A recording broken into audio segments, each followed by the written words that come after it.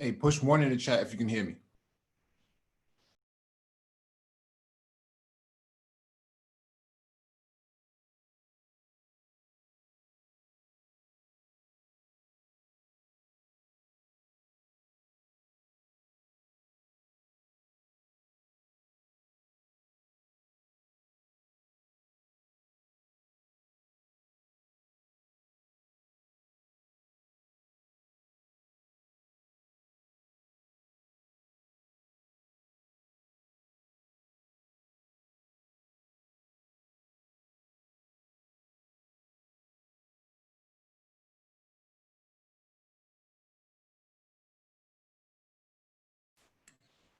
All right, thank you for that confirmation. Welcome back to the Black Brain Trust. This is open chat number 62. Please hit the like button as you come in, share the video if possible, and hit that notification bell so you get all the updates from the Black Brain Trust, including those posted on the community tab. If you want to engage in this discussion, there'll be a link in the chat for you to click on. When you click on the link, make sure you raise your hand so that one of us can acknowledge you and advance you to the panel. I just wanted to have a quick open chat today, just some quick thoughts. I saw a Challenger SRT that one of the neighbors down the street picked up recently, and I was pretty blown away by it. So I happened to, coincidentally, my feed actually pushed a Challenger SRT to my inbox, which I thought was pretty interesting. Let me share my screen real quick. And this is from CarBuzz, and that the thumbnail is from CarBuzz. So Germany made the Dodge Challenger look awesome. German-style Dodge Challenger is pure class. I agree with this. Okay, this is a very, very nice modification that was done to the Challenger. I love the wheels. I love the arches. I love the stance on it. I just think this is a really, really dope whip, and they did a good job with it, man. Right choice of wheels and even the exhaust as well. Right suspension. So let me just go through this real quick. The Dodge Challenger is more of a time capsule than an actual modern sports car, and it is more powerful. Trims is a true blue American muscle car. Explain this. So now these machines, along with the cars such as the Chevrolet Camaro and Ford Mustang, are all about the go and show. For most buyers, the show is just as important as how fast they can bolt in a straight line. The aftermarket is stuffed with to the gills with body kits and other parts for the Dodge Challenger. So making your one stand out should be as easy as hopping on the internet and ordering some parts. But what if you own a Challenger in Europe? The good news is that tuner NAP Sport and Spoff manufacturer has created a pretty rad looking body kit for the Challenger, which is based on the Dodge Challenger RT Scat Pack. So that's the image that they took. I'm impressed by this, man. I think this is really, really dope. This looks like carbon fiber all around the lip. Okay, and from the lip all the way, from the bumper all the way down, it looks like carbon fiber. I wouldn't be surprised if they put carbon fiber on the flares as well.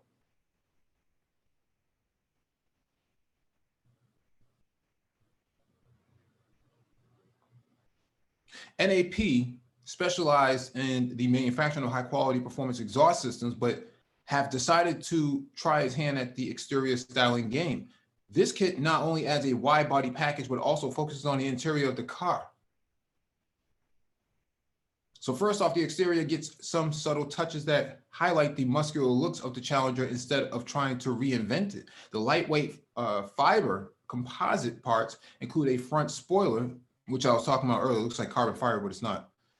Flared wheel arches, side skirts, a tasteful rear lip spoiler, and a rear diffuser. The carbon diffuser houses twin double exit exhaust pipes that have been specifically made for this setup and come with an electronically controlled valves to adjust that 5.7 liter Hemi sound from a mere burble to full-on exhaust on the sensors. So yeah, I like this. I like this rear valance back here. This is dope. I like the exhaust too. Yeah. Yeah, and I'm liking the wing. Okay, I like the diffuser back here. Definitely pretty dope. 22-inch wide-spoke HF2 wheels from Vossen, finished in bronze. The wheels are wrapped in 305 25R 22-inch size Continental Sport Contact 6 rubber, and the car has been lowered by 1.6 inches. The interior also gets a good CN2. The cabin gets wrapped in beige Napa leather, dark gray Alcantara, and carbon fiber for genuinely classy finished product. Yeah, I like this, man. I like this. I like the steering wheel. I like what they did to this, man. The Europeans sure know how to make an American muscle car look good. I have to agree with this. I think they nailed this one. Me personally, you know, I'm not a fan of the Challenger, man, or American muscle cars in particular. But I'm feeling this one, man. I like the seats, man. I like what they did to this. Okay. I like the modifications that they added to this, man. My biggest gripe about American muscle cars, especially the Challenger, is that it's a big 4,000-pound vehicle. I mean, you don't take this on a track, and you kind of don't, you know. I mean, okay, people drag race these, but at the same time, they're not really meant for like autocross. You can't really, it's just meant for the street. But even on the street, on most urban streets, by the time you get to like 4,000, 5,000 revs, you're already at the next stoplight. I always find that to be interesting. Yeah, I'm feeling this, man. I think they nailed this. Yeah, the Germans always know what they're doing. The Germans know what they're doing, man. Let me drop the link because I think some people want to get on. I should have did that earlier. All right.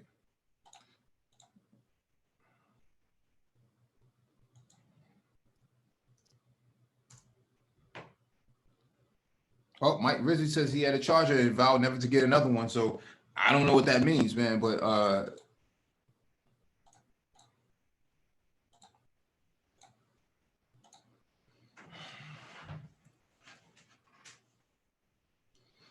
this is definitely on point. I'm feeling the whole thing, man.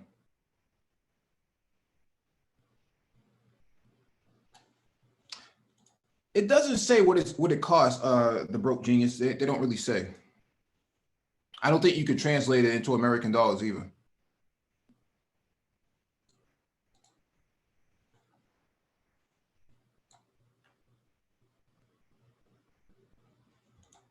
Let me see.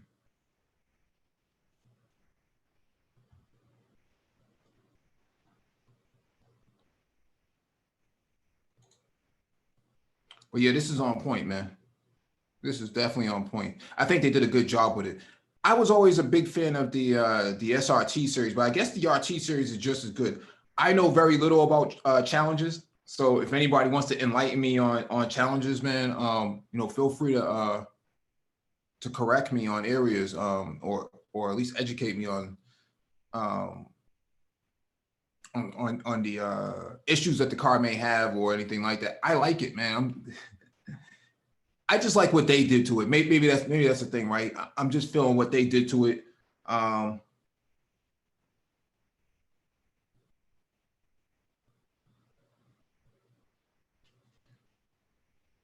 Yeah, I'm liking all the flares and stuff like that.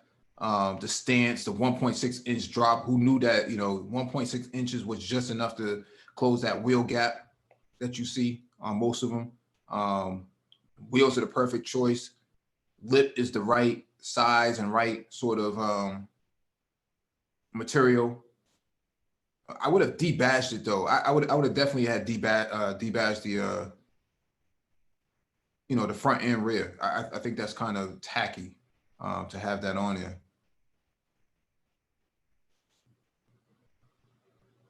Yeah, I would have debadged it. I wouldn't have kept the Dodge or anything like that on there. Would have debadged it.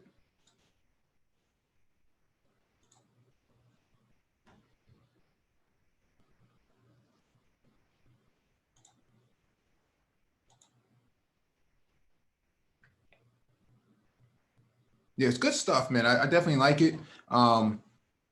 It needs to lose a lot of weight in order for it to be useful in agility. 4,000 pounds is a lot of weight. That's a lot of weight for this car, man. You can throw all the V8s and superchargers you want in there, but that is still just a heavy car. Weight is weight at the end of the day. Throwing more power at it is not going to do much in terms of handling. It's just it goes fast in a straight line, and that's cool, but that's the end of it. As long as you don't have to make a left or right turn, I guess nothing. You don't have to worry about it going upside down or around the pole or something like that. I do like it though, man. I do like the stance. Like I said, I think it's a heavy, heavy, heavy car. I mean, in order to lose just 500 pounds, just 200 pounds off of this car, you would have to dump that whole entire exhaust and make it out of titanium. Titanium would probably bring the weight down to about 8 pounds, 10 pounds at best. That exhaust probably weighs anywhere between 50 to 80 pounds at best.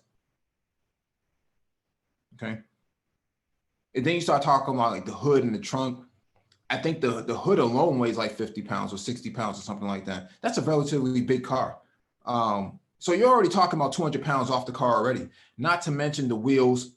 You start talking about like moving to hyperforged wheels. So you're talking about like titanium bolted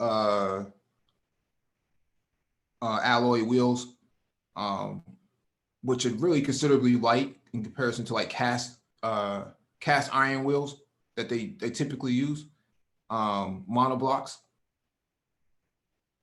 So you're talking about maybe at best you'll probably get 12 pounds a wheel, 15 pounds a wheel. I'm not at 22 inches, maybe around like 15 to 20 pounds a wheel. I think the regular wheels weigh like 40 or 50 pounds themselves. At 22 inches, that's pretty heavy. And so yeah, the front bumper, rear bumper, you're talking considerable amount of weight, anywhere between 30 to 35 pounds for those bumpers. You can lose 250 pounds off of this vehicle relatively quickly if Dodge wanted to. Okay, and it would be a considerable performer because now it's under 4,000 pounds. And then you have to change the whole entire suspension because the weight is so drastically different. You haven't even touched like the carbon fiber bucket seats and the Recaros or Sparkos or something like that. Delete the rear the rear seat. Okay. Yeah, you can dump 500 pounds off of this car. Okay, a lot of it is just fluff, cheap material and stuff like that. Even a racing battery, man, a lithium ion battery, which would probably weigh about 4, 5, 6 pounds, compared to like the 80 pound truck battery that it has in there. That's a considerable amount of weight. This is just me thinking out loud. I just think that Dodge is really missing the mark on the Challenger. It's just too big of a car and too heavy. Okay, it's too heavy.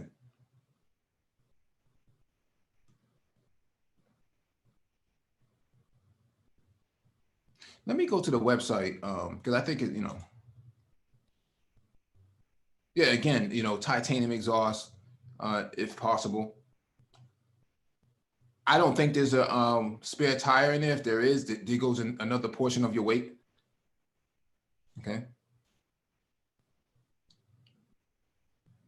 And you can even talk about replacing the front glass with Gorilla Glass. Okay.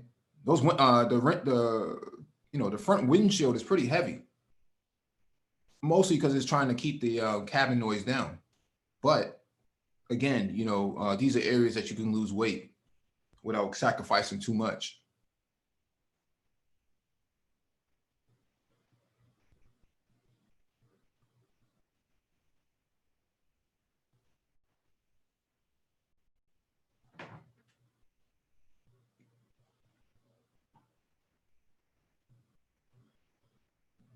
Oh, Mike Rizzi spun his Charger out on the highway.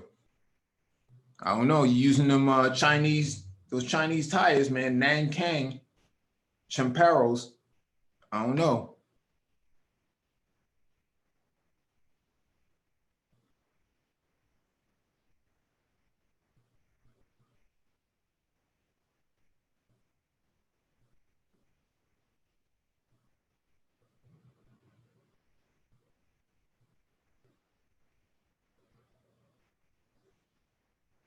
All right.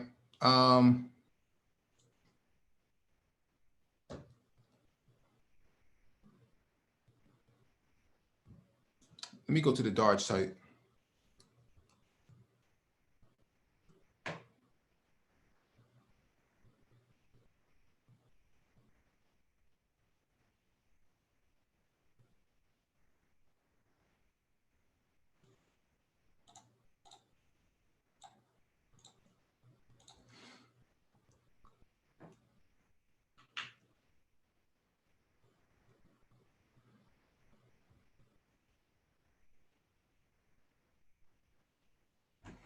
All right, so let's start looking at this Challenger.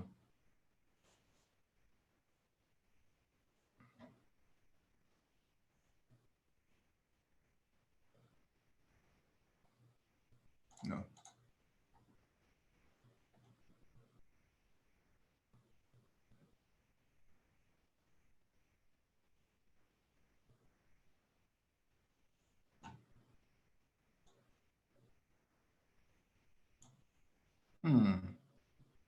So the RT is what we were just looking at. RT Scat Pack, actually, to be exact. So they want 40 bands for that RT Scat Pack wide body. Yeah, they want 40 bands for that. So I'm not feeling it all that much to pay 40 bands for it, to be quite honest. You know, just playing around with the colors for a second to see what it could possibly look like. And I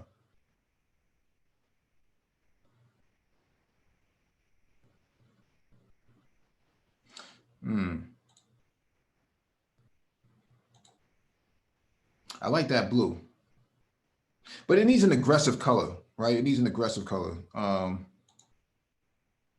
we're not doing no Dukes of Hazzard, but yeah, it needs something aggressive.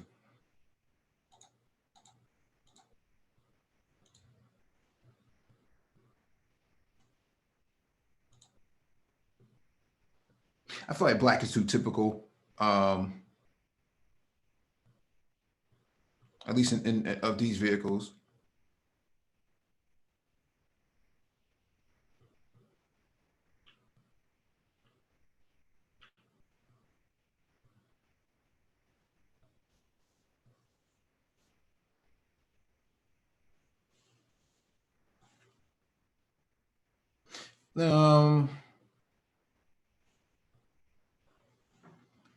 Let's see what a Hellcat costs. Yeah, they want 60 for a Hellcat, man. See, the Germans know what to do with it. They made it look good. I can't knock them for it. I do like the white body. So 72K for this thing, man. There's something about American cars like the Challenger and the Mustang and the Camaro costing 72K. It just doesn't feel right, right? It just seems like something is off with that. I just don't think that a car like that costs 72K was born out of a car that costs 28 at its entry level, at its base. It just seems like a ripoff. I don't know. Maybe I'm feeling a bit saucy and salty, man. But you know, 72K for something like this, I'm not sure if I can even stomach something like that.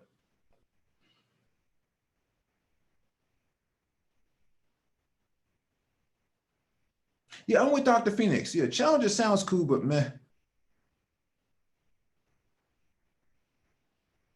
Yeah, I'm with Salchi on this. I would take a used GTR. But you know, let me let Dr. Phoenix on real quick. You know, I try to like American cars, man. I really do, and they always seem to let me down with these sort of prices and stuff like that, man. I'm just not. Yeah, I'm just not. I can't stomach it, man. I just can't do it. No, man, good. Oh, your mic is breaking up, Dr. Phoenix.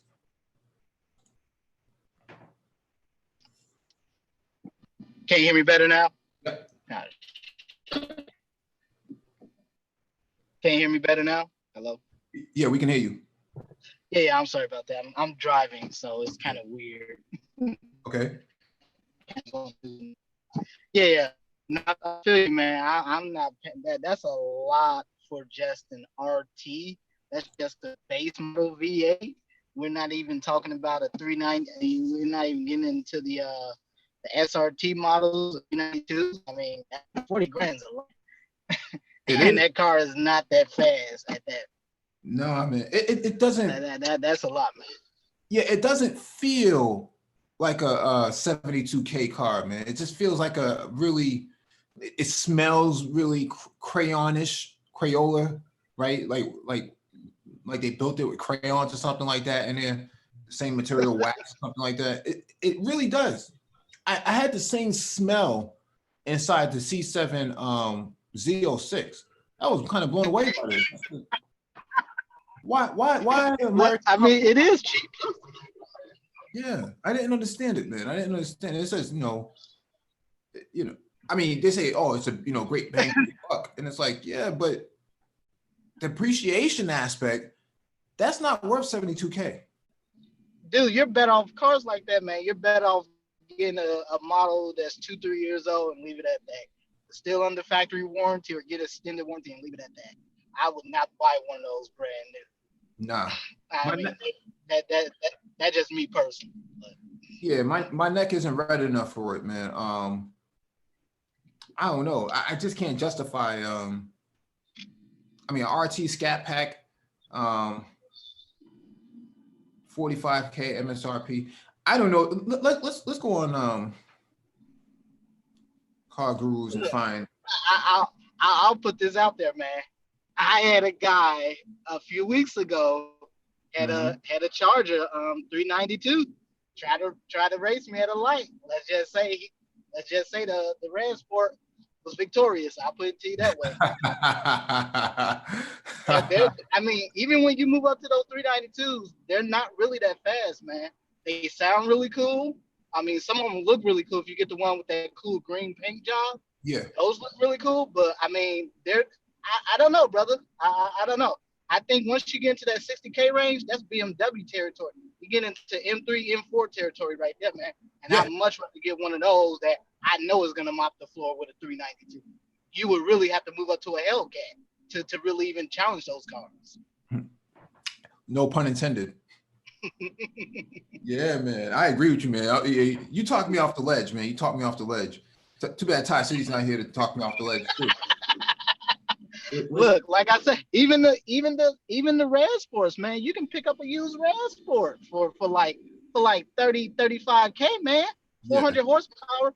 I mean, look, the car is severely underrated. The car putting out way more than that. That's why you see videos of dudes in Red Sports being guys stock for stock in 392s. I mean, it is what it is. I would not spend that money for Dodge or for American car in general. I wouldn't spend that money, but yeah, I think once you get into that 60K range, man, you're definitely looking at 340i territory, M3, M3, M4 model that's 2-3 years old. You're looking at that territory for those kinds of cars. at that price range. I'd much rather get one of those. Yeah, Rashawn Waiters in the chat says you're paying for the fact that you can still work on it yourself. Maybe he has a point there. But do I want to work on on one of these cars myself? I don't know, man. You can go throw like a $1,500 tune on this Red Sport and pushing out 450 to the wheels. I don't know, man. I don't know, brother. They, like I said, they sound cool as hell. I mean, there's a bunch of folks around here that got them where I'm at, but I mean, I personally wouldn't invest the money, man, because I mean, those cars are notorious for being really hard, cheap plastics on the inside. Everything is just, you know, you just paying for that engine, pretty much. Yeah. The one I saw this week, the neighbor down the street has, it looks just like this, but it has, I don't know what kind of wheels.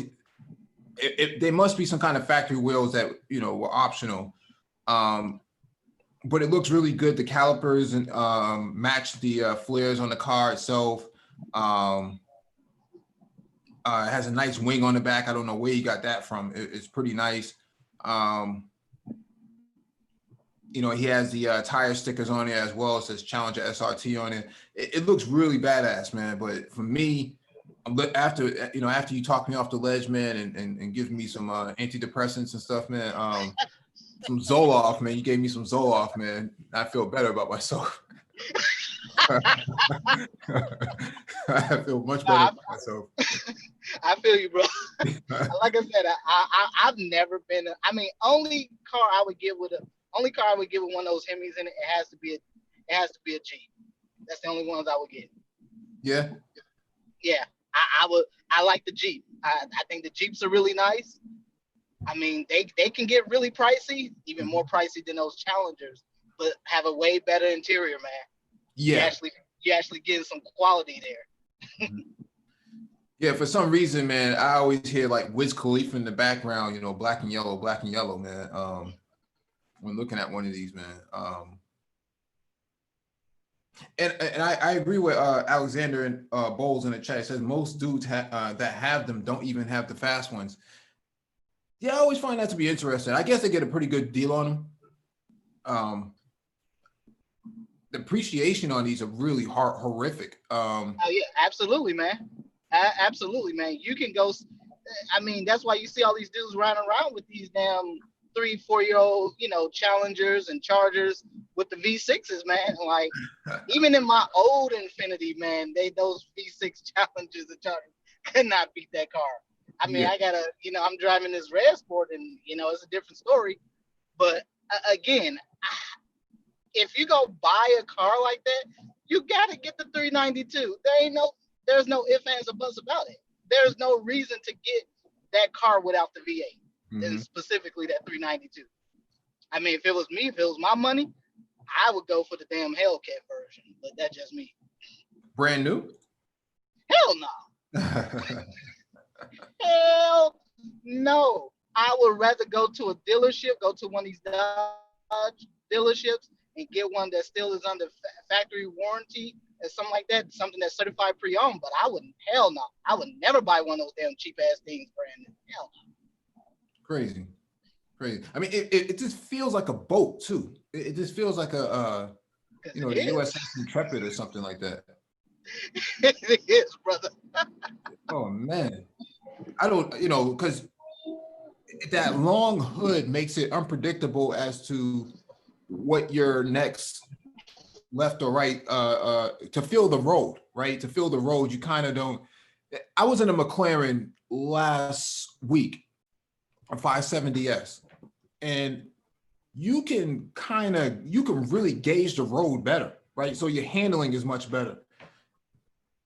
You can see the road too, because it's so sloped down that the front end is so sloped down, you can see the road literally.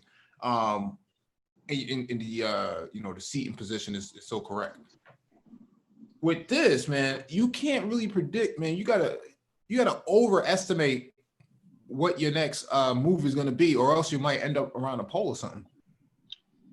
Well, I think it was maybe about a year or so ago. I was looking at a Motor Trend video, and they did a three-way comparison between the Mustang with the whatever that top of the line performance pack they have, the Camaro SS, and the 392 Challenger. And the 392 was the slowest of the three. The Mustang was sort of in the middle, and the Camaro was the fastest. But the problem with the Challenger is that the Challenger is just so horrifically heavy. We're talking about a car that's not even all-wheel drive that weighs almost 5,000 pounds. Unbelievable, man. It's unbelievable. I mean, it's more of a highway cruiser, I guess, than anything else. Absolutely. Yeah, I'm not. Yeah, and it's hard to park, man, compared to like my Volkswagen and stuff like that. And you can't really find a parking space, man. You gotta, you know. Like I said, brother, I think for the money, man, if you're willing to pay that much for a Dodge, you might as well just go get a goddamn M4. You know, if you really want a two-wheel or wheel-wheel drive car, I get it. People want those big V8s. I mean, don't get me wrong; those Challengers, they do sound the coolest out of all of between the Mustang and the Camaro and the Challenger. Yeah, they all. I mean, the Challenger sounds the coolest by far. Yeah. But dude, the damn thing's a goddamn boat. It is. I mean, it literally is a damn Titanic. Yeah, that's a shame too, because it could be so much better if they just dropped the weight off of it. I mean, like I was saying earlier, there's 500 pounds on that car that does not need to be there, man. It just doesn't make any sense. Big trunk. I don't know if there's a spare tire in there, if there's a full spare or something like that. Because I mean, they would. Shit, I doubt it. Really? I doubt it, man. I think that I don't know what size tires from the factory, but I would imagine it got to be somewhere around 270 at least for those damn tires, man. I would. That would be all. I would doubt if they would put a spare tire that damn size in the damn trunk of that car. Let me see if there is, man, because I want to be sure before I make any more asinine statements.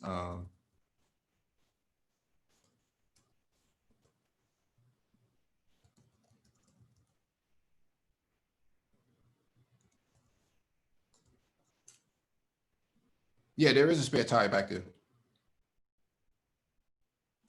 I hope it ain't a damn donut. Well, it could be. I hope you got a very good roadside assistance plan. Yeah, looking at this right here, it shows that there's something back there. It looks like there's probably an 18-inch or something like that.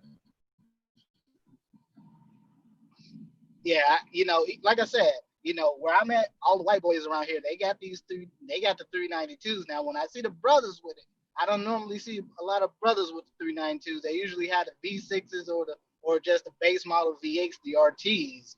But the white boys around here, yeah, man, they you see a lot of these dudes got throwback to the 70s with they got their mullets and Challengers and shit. So I mean, what happens if you're a black I don't man? know, If man. you're a black man, do you get like a mullet or do you get a shag?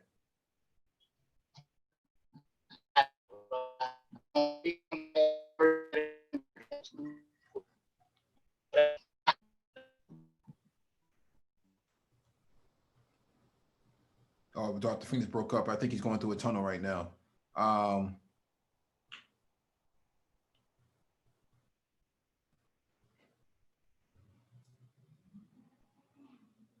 Rashawn Wader says the weight is in the body. It needs to be redesigned.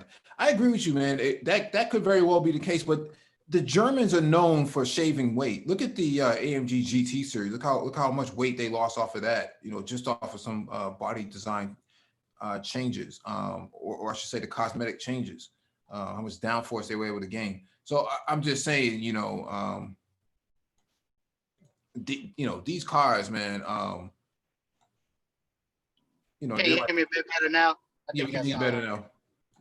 Yeah, no, you're absolutely right. I mean, yeah, I think part of the problem with not just the Challenger, but the Dodge, the Charger as well, is that where it carries that weight at. Even if you look at like the AMG cars, the S class or even the E class, yeah, they're heavy, but they carry their weight more towards the center of the car and not necessarily, all over the damn front axle, which is why those damn Challengers feel like goddamn boats. Yeah. And probably one of the reasons why old boy in the chat, man, spun his out on the highway, man, using them Nang tires, man. With them, with them 17-inch wheels on there, man, looking crazy. So highly finished for that. But I like what the Germans did to this. I don't know how it handles, but it looks like it looks pretty good. So from what they've done, kind of like a Singer. No, I agree. I like the retro. I definitely like the retro design of the car. I mean, it looks cool, especially with the wide body kits. Yep. But yeah, I mean that man, they better take a page out of Jaguar and start making aluminum chassis and stuff, some aluminum body panels, because I mean that car is horrifically heavy, man. I mean, the Mustang and the Camaro, they at least stay under 4,000 pounds. That Challenge is pushing like 4,600 pounds. That's crazy. It's absolutely crazy. I think the battery alone weighs like 80 pounds or something like that. I mean, it's massive battery. Massive battery, man. Take that with the spare tire. I mean, you're talking another 100 plus pounds, 120 pounds or something like that. I mean, it just doesn't make any sense. Well, yeah. I mean, again, I think part of, I mean, they use the same ZF transmission that you see the Germans use, Jaguar uses, and all of that. But the problem fundamentally is that, I don't know, whatever Dodge does with their transmission, I mean, those cars have been notorious for having transmission problems too, the Charger and the Challenger. So probably because it's so heavy that the transmission can't keep up with it. It's probably made of glass at that point. Yeah, they don't have exactly stellar service records and longevity records per se. If you buy one and you plan to keep it for a few years, I don't know. Like I said, I think you're better served at that price point where you're pushing 60K going into the Hellcat. Yeah, it's fast, but I don't know, man. I've seen some videos with some dudes with some modded out 340i's that were beating Hellcats. So I don't know. Yeah. Those little brakes back there, man. Those big wheels, little brakes. Yeah, that's just crazy, man. I think if you go into that range, man, I'm definitely in the ballpark. If I'm gonna spend that much money, I'm giving me something like a M car or AMG or something at that point. Yeah. You talked me off the ledge, man. Definitely like the consultation, man. Zoloft makes me feel a lot better. Paxil. So what? You were in the dealership or something, brother? No, my neighbor got one down the street, man, and it looks so dope, man. Because it's just like what I saw in that picture what the Germans did. I mean, his is so tight, and it's factory. I never seen something like that before.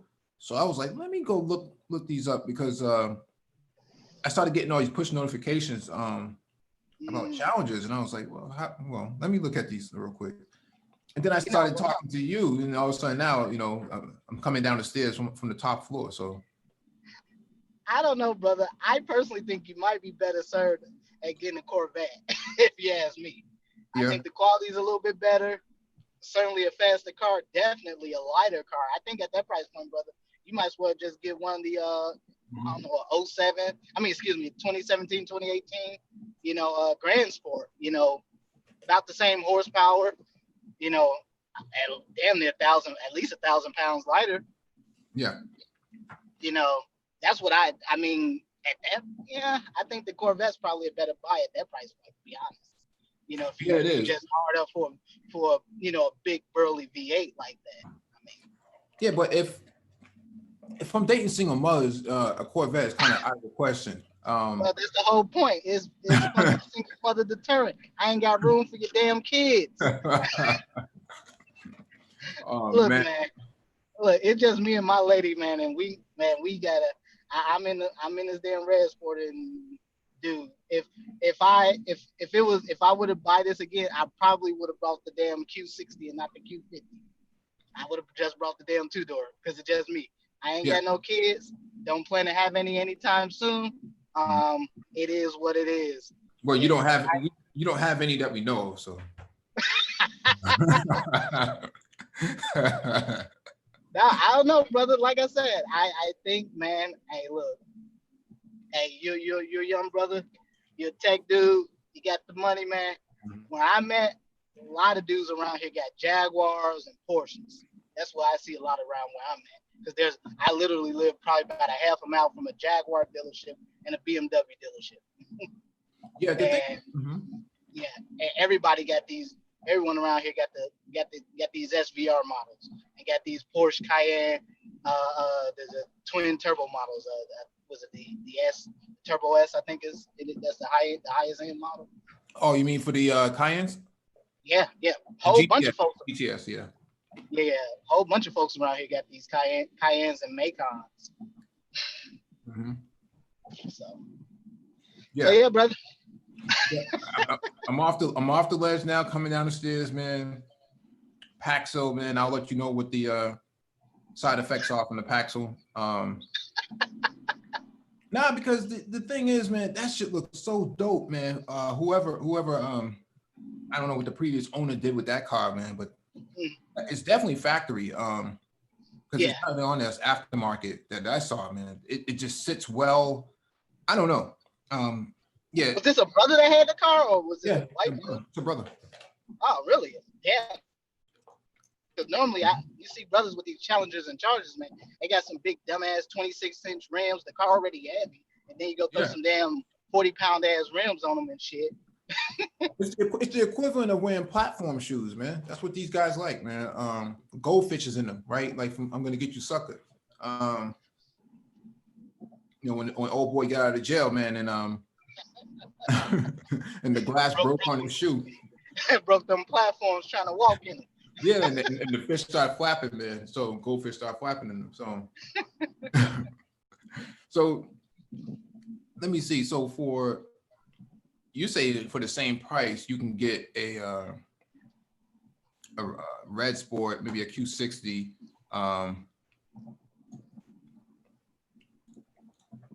Maybe an M4, maybe a C63. That's interesting. Let's look up a C63. I mean, yeah, I wouldn't mind the C63 neither. I mean, I've gotten used to driving this all-wheel drive car, but before that, my previous car was rear-wheel drive, and so I had that for a number of years. But yeah. Yeah, but has anybody ever told you thought the fans that you're bougie? No. No, not at all, man.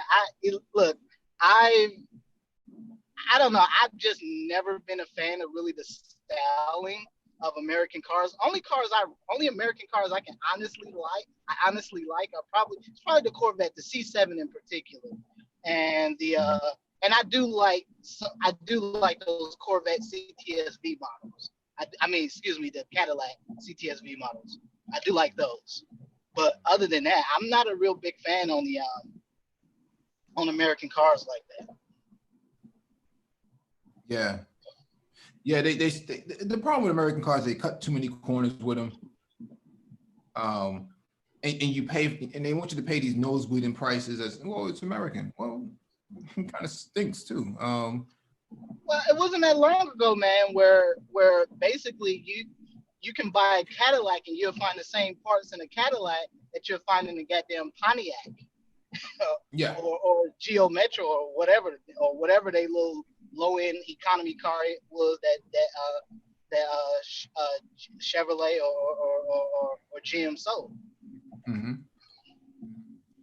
So I mean, I think it's only been within the last decade where you really seen this monumental shift from American automobile manufacturers to having cars that were higher quality, better performing, and certainly longer lasting.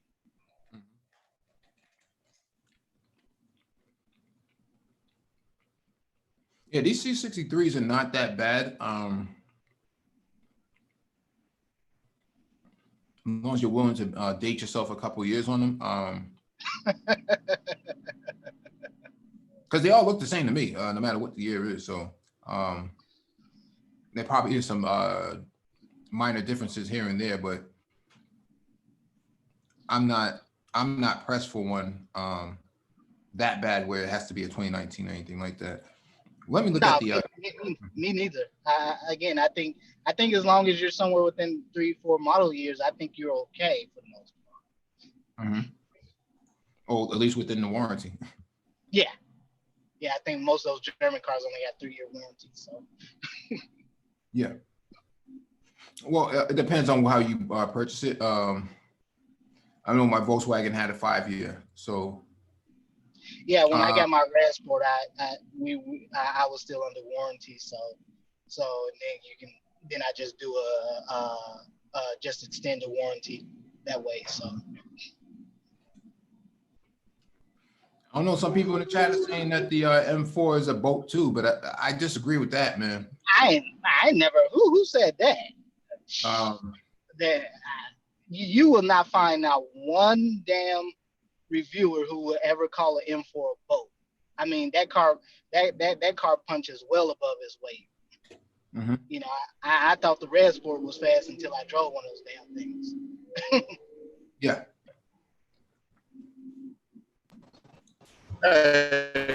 What are y'all talking about? If y'all don't give me a Subaru Outback and call it a day. You keep talking like that, I thought you was Maddox. Oh, that's another car I see a lot too, man. A lot of dudes with the WRXs and the WRX STIs. Although those, I don't really think they're particularly fast neither, but a lot of dudes love getting those little Coke bottle exhaust systems on them and shit. He said Coke bottle. So they sound like. Hey! Stop talking about the fart cannons, Dr. Phoenix.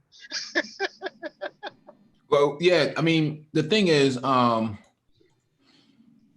they're already good from the factory, so you don't really need to modify it all that much. I think guys just modify it because they don't have anything else better to do, but. They're actually pretty sufficient from the factory. I mean, they're built to be race cars. Yeah. For the most part. So I'm not sure why guys. Yeah, they run 20, like I think 20 psi of pressure off the turbos from the factory. Mm-hmm.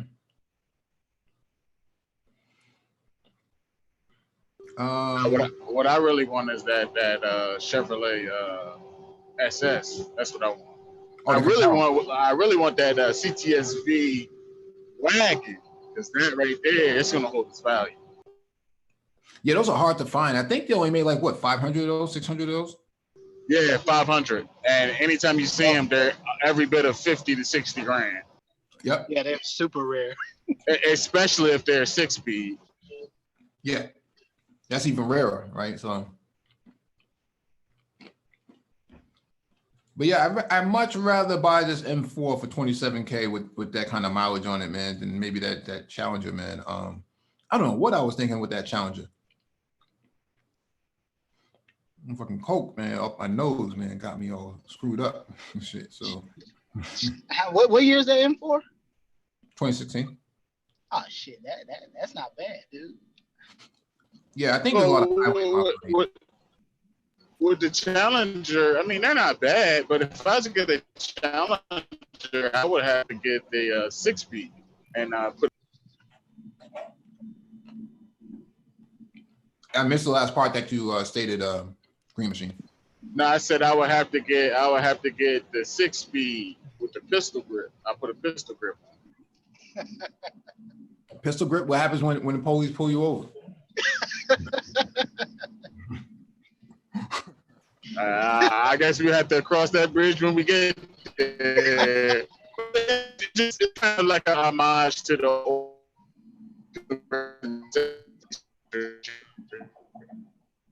I don't know, your connection is Borgen, Green Machine, but don't reach for that license. So. Oh, wow. Nah, like I said, man, I don't know, brother. Yeah, I'm you're driving, Green Machine? Shit. Yeah, I'm back to the port to pick up a container. Okay. Yeah. When I'm done with this red sport, I'll probably end up getting an M car once I'm done with this red sport. I like the Jaguar F-Type. I drove that before COVID, and although I like the design and the interior, it did not feel well planted. It just felt like you were being pushed around rather than it didn't feel like it was properly controlled. Like in the McLaren and the Lotus, it felt like a dart. With the Jaguar, it just felt like, you know, I had like 10 people pushing me around. And I was like, well, wait a second, man. This is not optimal, man. This doesn't feel like. Yeah, you can correct everything with a little bit of the gas pedal. Yeah. It wasn't a bad car though. It wasn't, and they were willing to negotiate some heavy discounts on the F-Type. So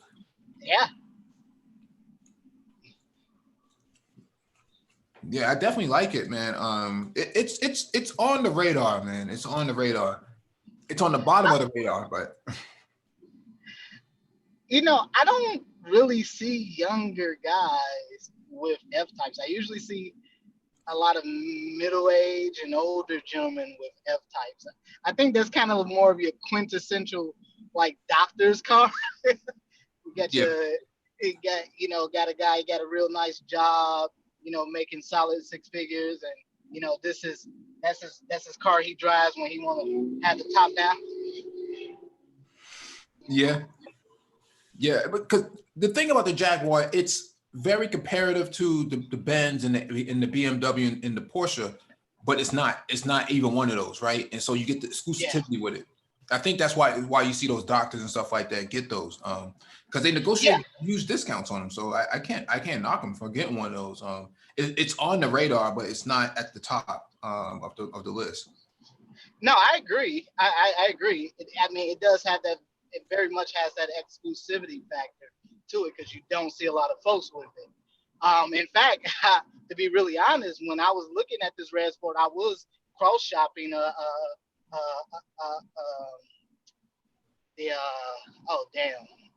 F-Type? Not the F-Type, the mid-size version. I can't think of the name. Oh, the XC. No, not the XF. The XF, yeah. Okay. I was looking at the XF, XFS, the XFS, yeah. Mm-hmm. With the supercharged engine, and I actually really liked it. Very nice car. Yeah, it is. It is, and you can get them for cheap. Yeah. Because the depreciation on those are about 36% over 18 months. Oh man, you can find like 2017 models with like 25 under 30,000 miles, man, for like mid 20s. Yeah. So I mean, they were, you know, they were very, you know, very good buy if you were looking to buy one that's a couple 2-3 model years old or something like that. Yeah. That sound like Maserati Ghibli numbers. To an extent. I wouldn't buy a Ghibli neither. Certainly I wouldn't buy one that was made between what was the inaugural year? 2015, 2016? Yeah. Those first 2 years, I wouldn't buy one. If you watch Doug's review of one, he did a review of one. You can literally put a damn tube of toothpaste between the panel gaps. Oh yeah. I wouldn't buy one. So, and they just pretty much transplanted the infotainment system from Dodge into the Maserati.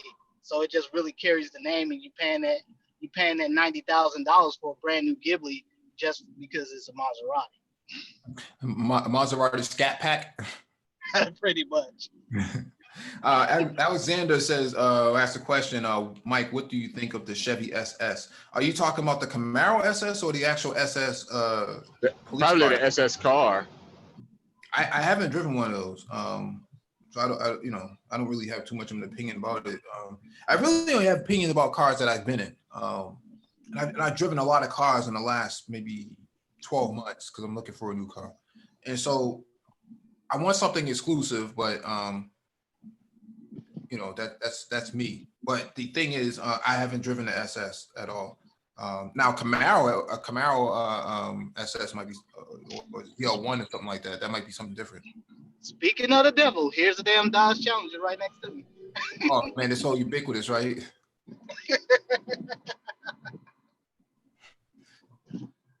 Yeah, Zero likes these box Chevys, man. We go to box Chevys or us. Yeah.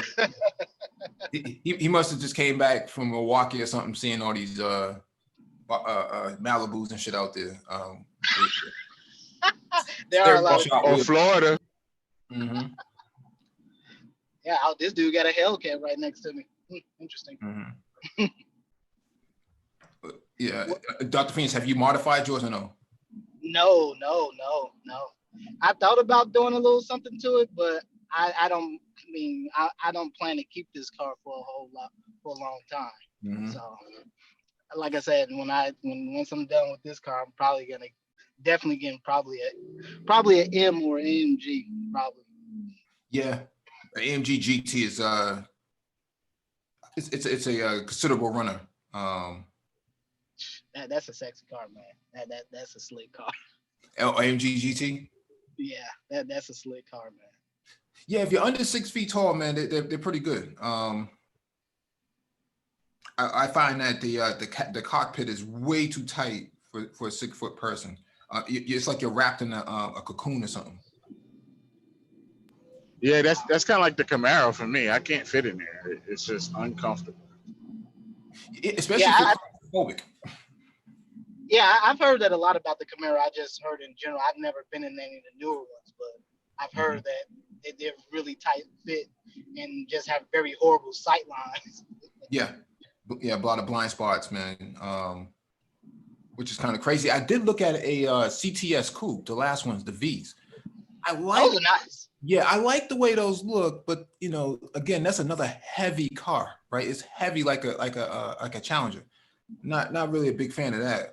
But the coupes, they're pretty rare too. They still bring a nice pretty penny once you go to sell them. Yeah. Actually, let's look one up real quick. Yeah, I do like those the coupes. Those are nice. I do like those. Mm-hmm. Let me see. Let's see.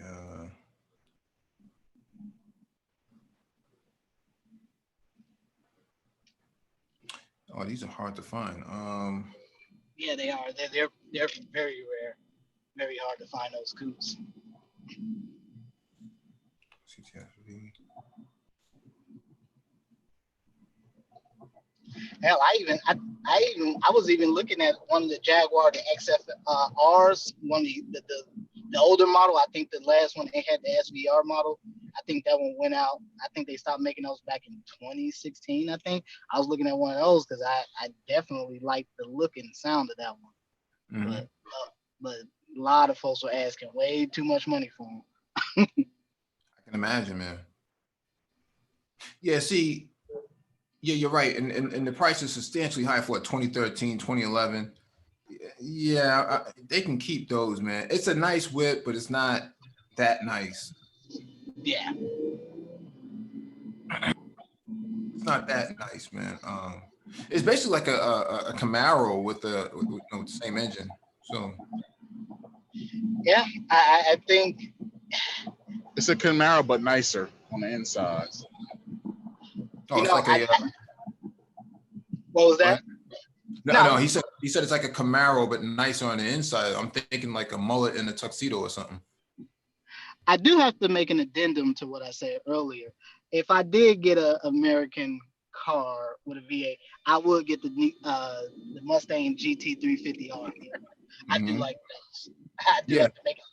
I like those. Those are kind of like your bad boy cars. I'm not too much into Ford per se, but I give it to them. Those Mustangs are pretty solid. But the only problem with the R is that flat plane crank. They were having a lot of issues with it. I've heard that from I've heard that from our one of our members or subscribers, Paul Bryant. So he's He's been very vocal about that. Yeah, the cars. I mean, they sound. Man, those 350Rs do sound real nice. Because I'm always a fan of a naturally aspirated V8. Yep. But yeah, Ford definitely has some quality control issues. It sounds like it's a design flaw too. Yeah. Sounds like there's a design flaw in the ball bearings, something like that. Ah, shit. That's the old M3 generation with the ball bearing issue. I mean, look at this thing, man. Who would massacre a car like this, man? You know, some Negroes did some shit like that. Put some Lamborghini. Nah, it's some white boys who got a bunch of money ain't got nothing better to do. Yeah, they get their stimulus checks, man, and throw it right at it. So, the thing is, it's horrific to do something like this to a car like that, man. It's just we put that hideous wing on the back of it. Wow. I don't know, man. I can't really rock with guys like that. Yeah, and it is a Mazunga as well, in his flip flop. Oh no. Celebrity cars. Yeah, the leather thong flip flop. Nah, man. These are just flip flops, man. You know, Dollar General special. So Dollar General. Yeah, man. Guys like this is why I don't go to Cars and Coffee anymore. I don't like being around guys like that or people like that, man. Yeah, no, those are douchebags because you see a lot of white boys have like the 335s and the 340s, and they just fuck them damn cars up, man. They jack them up. Mm-hmm. You know, got really horrible rims on them. Yeah, little BS exhaust systems on them, and yeah, they're just terrible.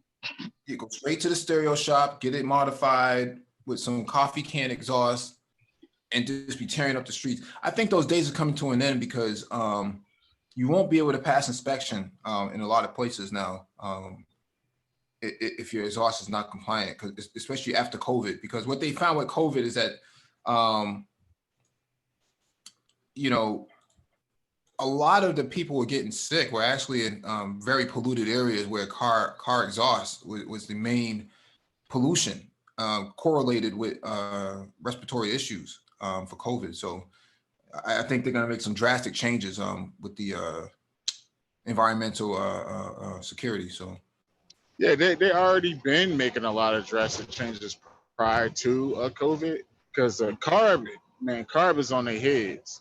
Not to mention, especially after that whole Volkswagen Dieselgate deal, they've been on a lot of people's heads. But oddly enough, what a lot of people didn't realize is Ford and Chevy got caught up in that too. But I guess because they're American companies and they already have their own issues, they were able to kind of sweep it under the rug and let Volkswagen take the brunt of the backlash. Yeah, we got Nagon 11 on the panel.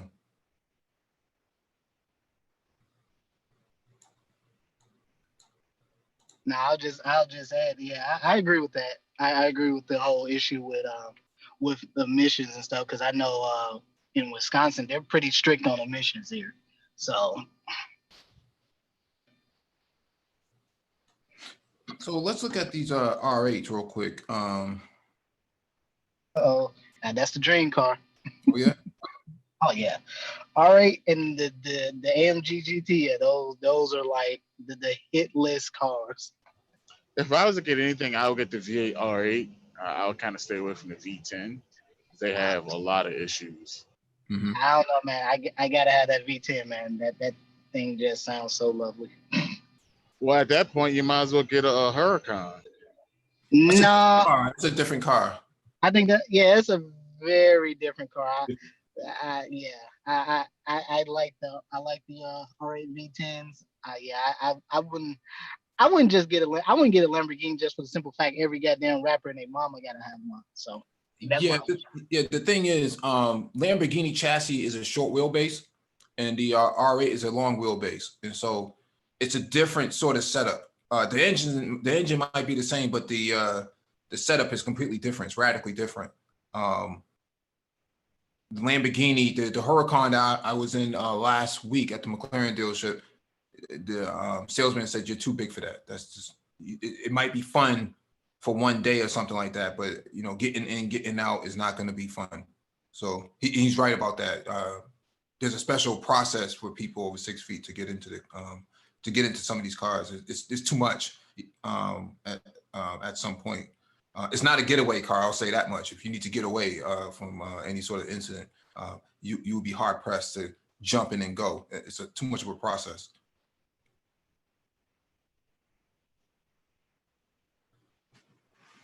It's those little Italians, man. They always messing stuff up. Yeah, Mario and Luigi, man. We got Nagone 11 on the panel. I think he's just listening in. And so, yeah, the V8 that you were talking about, Green Machine, R8 V8, 54K, 16,000 miles on it. Not that bad, man. Not that bad. Automatic transmission, but not that bad.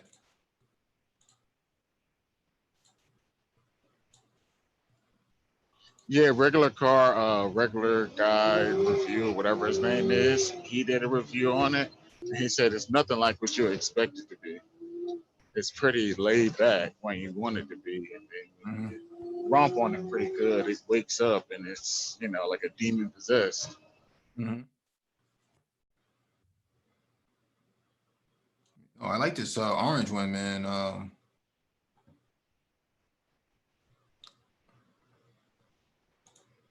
Yeah, that's dope. That's definitely dope. If that's a factory color, that's dope.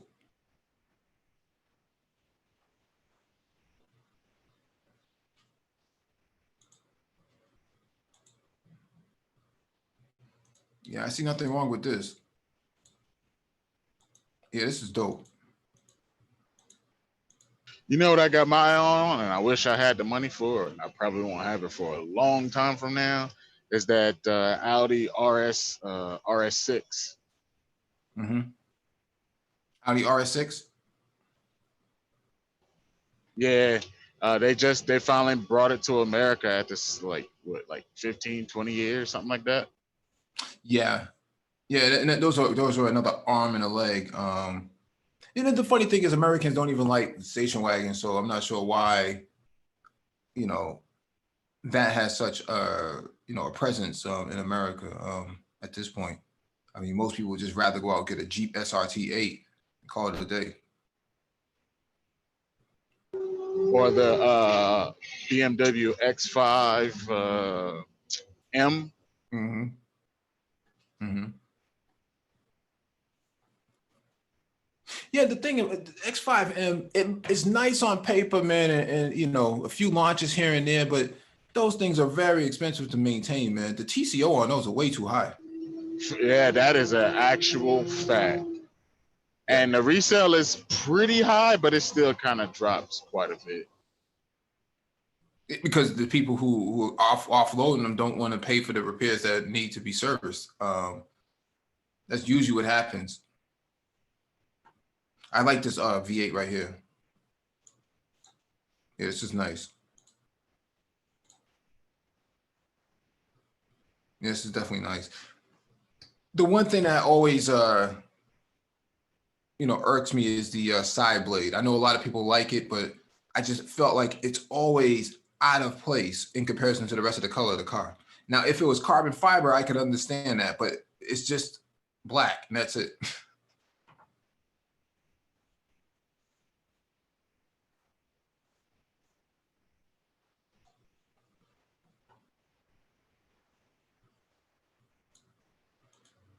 Yeah, and this is a gated shift one too, so I can understand why they commanded such a high price for it.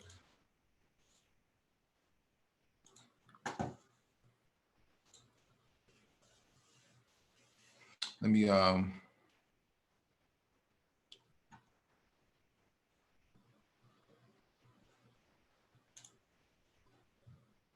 see. I like this blue one, man.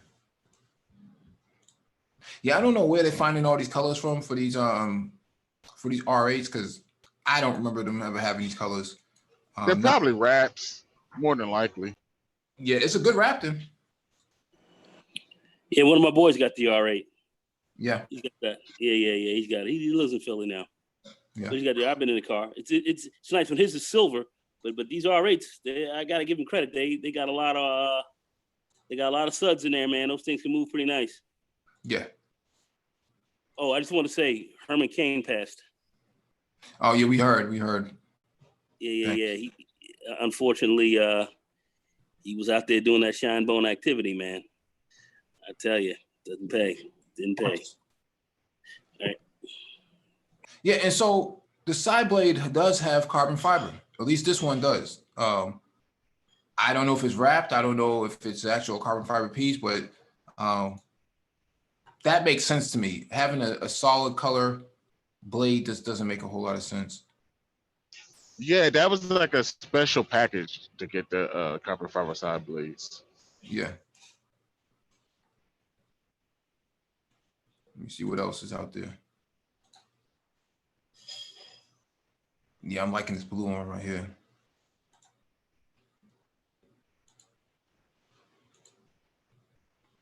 Yeah, that's tight, man. I like that.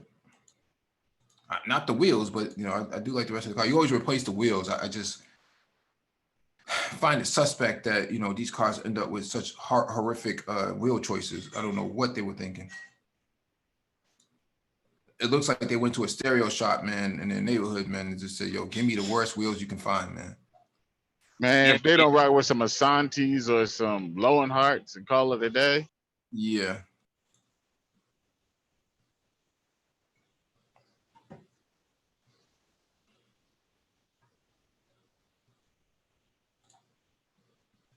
Yeah, I like to say keep with the OEM plus factor. You know, things that is, you know, came from the factory. I'm not a real big fan of putting aftermarket stuff on there too much.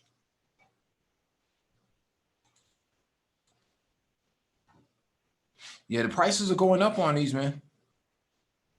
Prices are definitely going up. Well, you got to figure a lot of the manuals are getting canceled, so the prices on, especially the manuals, are gonna stay where they are and or go up. Most likely go up. Mm-hmm. What else is on the market two-door wise? Well, you got that was it that Audi TT RS? They're kind of expensive. Yeah, it's a bit of a jip. Because I mean, yeah, it's a fast car, but it's not.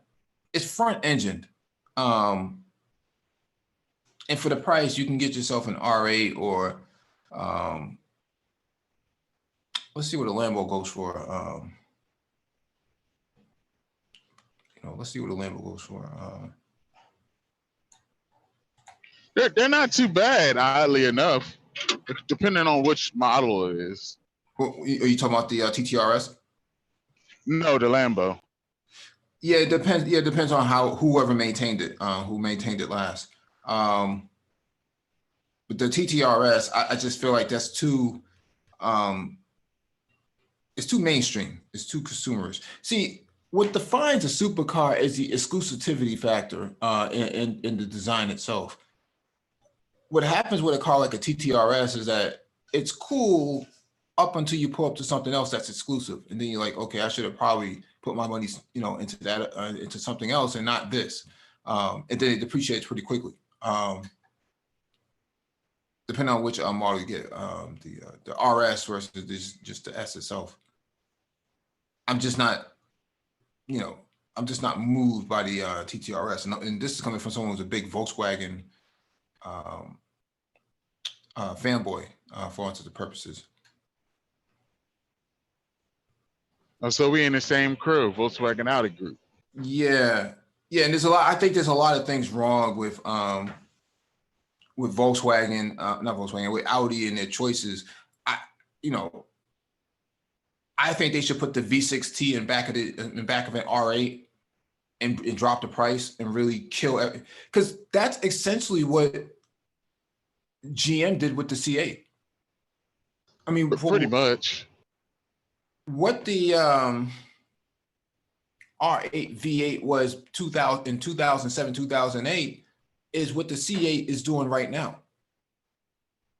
Or what they could do is they could make a model and give it to Volkswagen and base it off the same architecture as that. Because back in the day, I want to say the early 2000s, Volkswagen was supposed to come out with a sports car, but then they didn't. And then Audi came out with the sports car, which is the R8. Mm-hmm. Because they was going to use the W16 that they used in the Bugatti. Yeah, they would never be able to sell a Halo car at that level. See, Nissan has the Halo car, right? They have the GTR, and then you have what's the other brand? Ford has a Halo car with the Mustang GT500. These cars sell, so I'm not sure why Volkswagen, doesn't see the value in selling an $80,000 coupe. Well, I think their Halo car is the R for them, which is okay, but Yeah, I'm not understanding their position at all in the market. I know Dieselgate has caused a lot of problems for them financially, but there's still a lot of bandwidth that they can have from a design process perspective that could actually be leveraged to create a real Halo car. The Golf R is not enough. Like the STI is a battle-tested Halo car for Subaru, but for Volkswagen, that's not really a true Halo car, so to speak. I've driven the 2019 R, and it's not. I mean, the four-cylinder does feel like a V6. If anything, it does pull hard, but it's lackluster. You start to lose the lust on it after about 6 months or so. That's not good. Especially after you got to stand on the gas and wait for it to spool up. Yeah. And let me ask you: do you think it's the you think it's just a Volkswagen name that might be holding that back on that? No, it's the design. It's because if you go from a GTI to a Golf R, okay, you get the all-wheel drive, you get the beefier four-cylinder, and then that's kind of where it stops at, right? And it's not like after maybe a couple months, that lust goes away. And I've talked to Porsche owners too about the 911s, and they say the same thing, that it was cool the first maybe year or so, and then after that, it's like meh, right? It's not really moving them like they thought it would, and then they end up having to get out of it after about a year or so. Maybe Volkswagen, maybe they need to put a turbocharger in it. If you really got to lean on the car, then it has a turbo. It has a turbo. All Volkswagens are turbo. All Volkswagens. Okay, it doesn't have a twin turbo on it. Doesn't have a twin. No. I mean, a twin turbo on that thing would probably it would probably be too much. You probably just put a big turbo on it. But the thing is, it feels stout, right? It feels like a V6 or something that's in there, but it's really not. It's a four-cylinder. But after a while, man, like if you've come from if you came from like a Ford Focus or something like that, yeah, the Golf R is like a huge step up. But if you've come from like a GTI or a Mustang V6 or something like it doesn't feel all that special. It just feels like another Golf. That's it. It loses its value really quickly from an experience. Who are you driving for?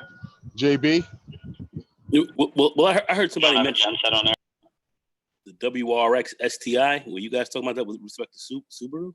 Yeah, the STI is a Halo car for Subaru, but Volkswagen doesn't really have a true Halo car. Like the Golf R is supposed to be a Halo car, but it's not really. It's not. It doesn't feel like a Halo car. It doesn't feel like a Halo car. Like the STI is a true battle-tested car. Like you can throw that thing around. It's a rally car. Yeah, it's a true rally car. It's a true rally car. But the Golf R is not a true rally car. It's not. It hasn't been battle tested like that. Like you can't take a Golf R to a track or something like that and run that thing for 30 laps. It's just not going to do it, or 20 laps for that matter. It's not going to do it. The STI would more than likely reach 20 laps before the Volkswagen does because it's designed for that. the Golf R is just Yeah, sure, for sure. Yeah, I'm not a big fan of that. So that's why I wouldn't, I wouldn't put my money behind a Golf R, at least not brand new. Brand new, I wouldn't. But once you start getting into that 45, 50, 55, 60K category, you'd be hard pressed to spend that kind of money on the Golf R brand new. It doesn't make a whole lot of sense. That's where you start looking at the Jags, the F-types, the Camaro Z01s and stuff like that. That's where you start looking at those. The Mustang GT 350Rs and stuff like that, 60, 55, 60, 65K. Makes a lot. Agreed. I'm surprised they didn't do anything with that new Arteon that they came out with. They only put like the that four banger with the turbo in it. I would have thought that they would have came out with like a sport model of that, with maybe like a VR6 with a turbo. Now that'll be. Yeah. The thing is, the Arteon is meant to fill the gap where the CC was, right? The CC, the Comfort Coupe, played a role up until a certain point, but then the Arteon came in, replaced it. Go ahead, Nicole. Oh, no, I wasn't saying anything. I'm sorry. Okay. Now, they were saying about that Passat GT was pretty interesting, but it wasn't interesting enough to really put it, in that same type of talk as a Mustang GT or something like that. Mm-hmm. Mm-hmm. Yeah, I like this Carrera.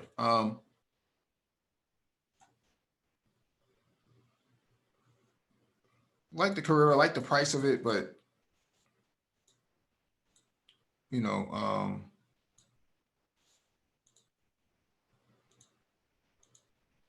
unless you customize a 911, it loses its less factor, man. Really quickly. Like I don't know.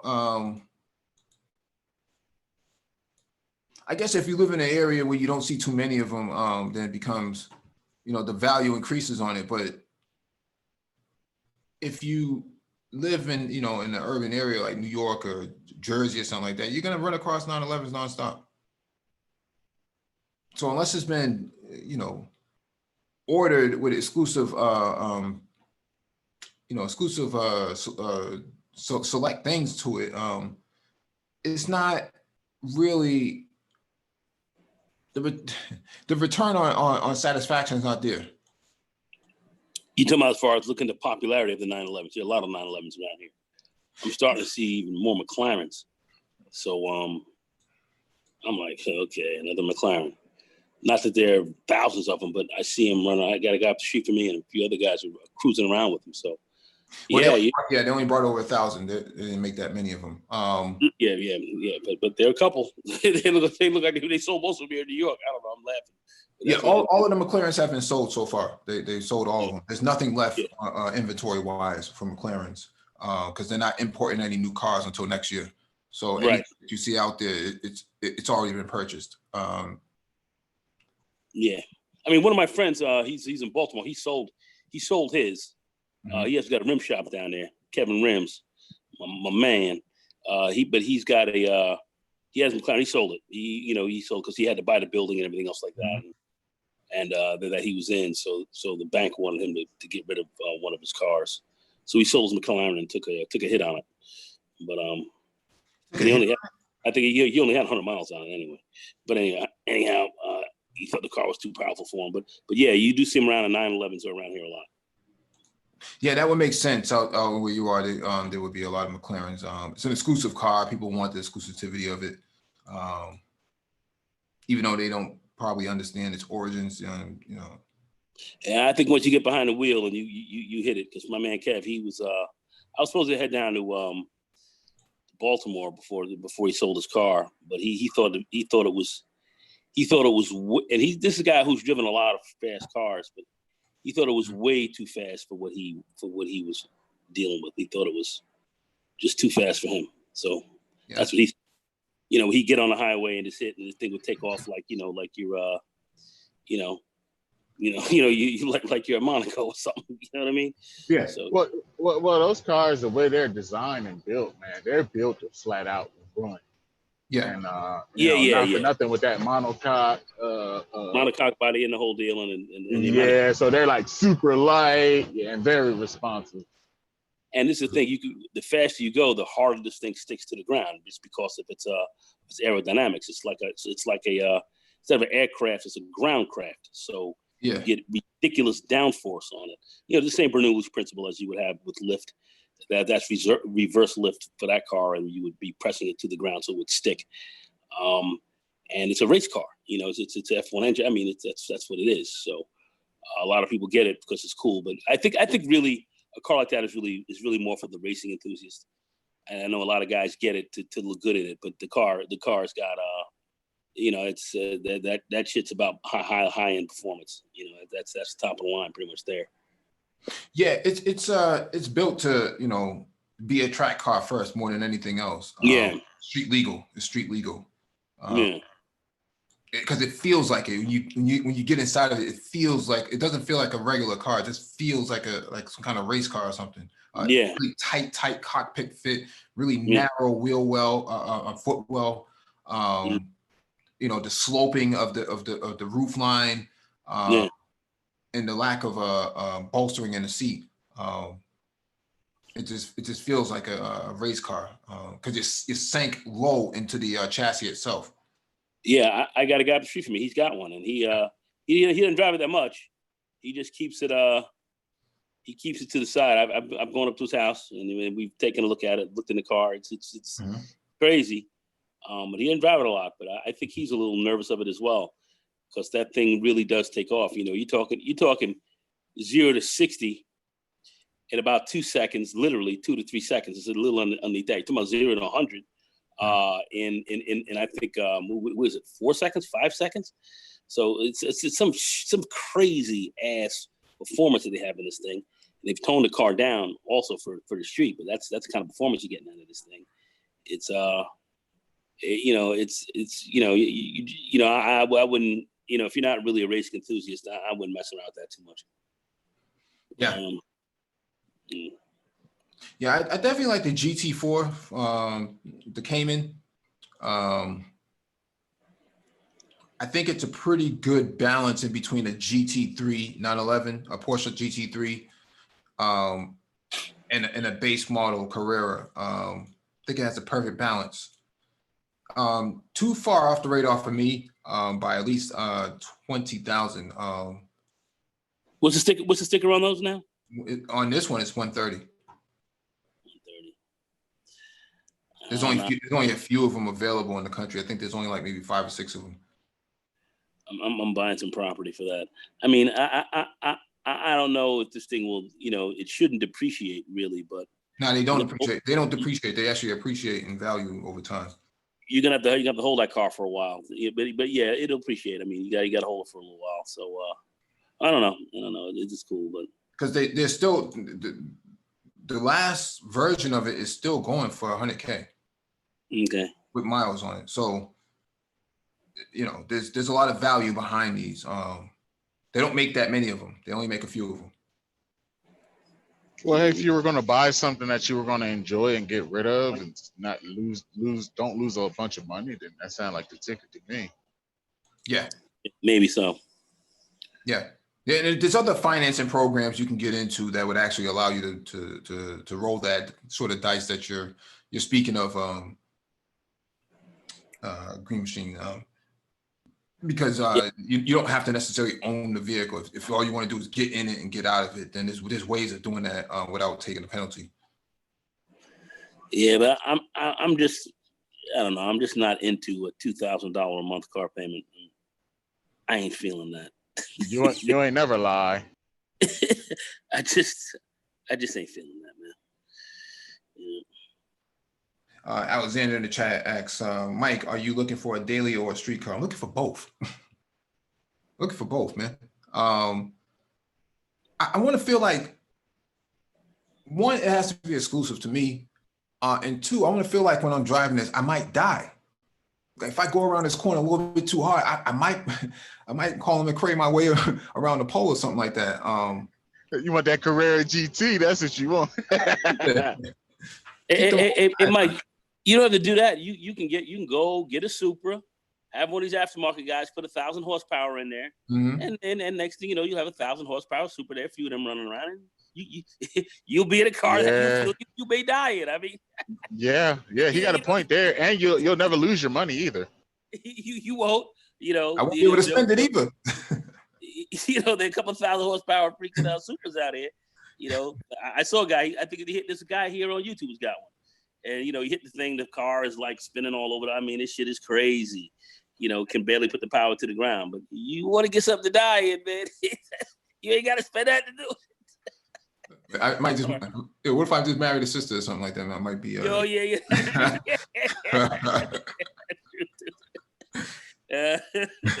Or you can have a double whammy. Get that 1,000 power freaking Supra, then put her in the car in the front seat with you. You good?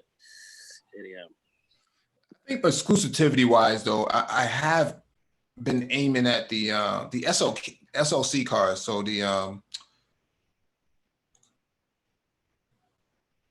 these kit cars, really tight fit in those.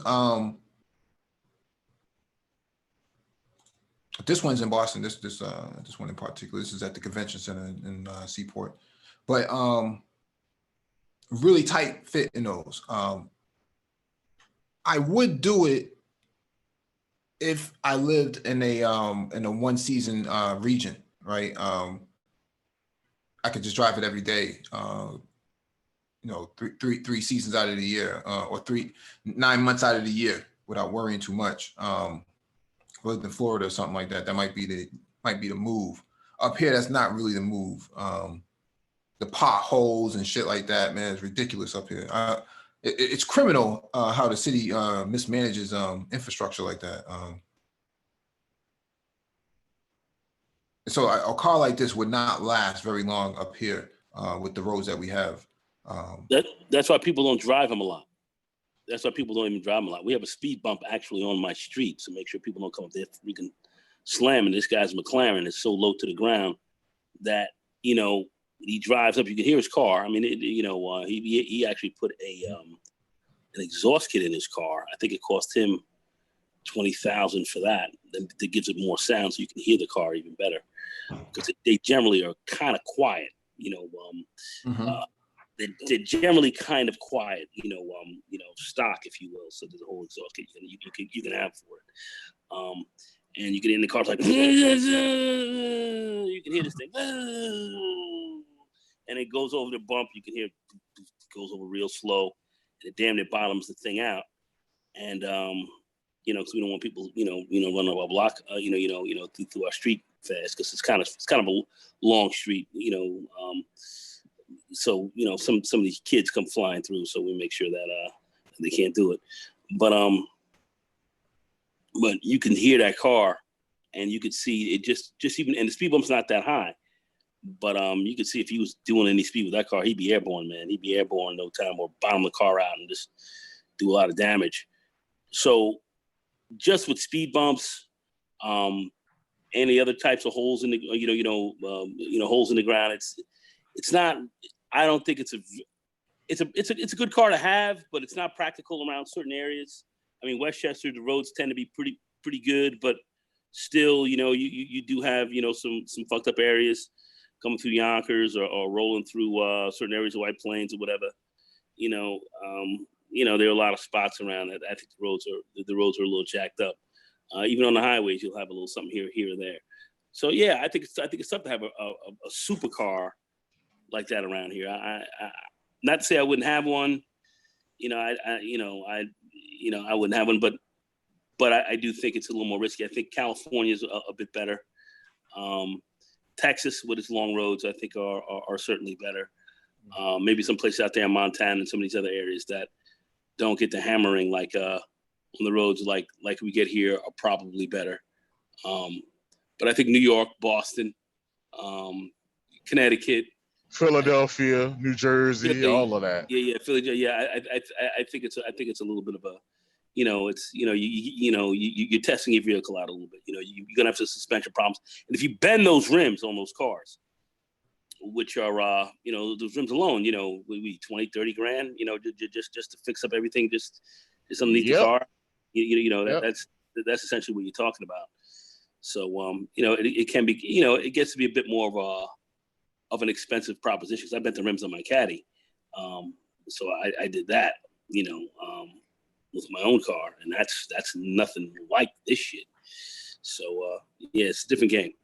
I do think it's a different game. It's an expensive one, that's for sure. So yeah, basically anything in the Rust Belt, just don't even think about it.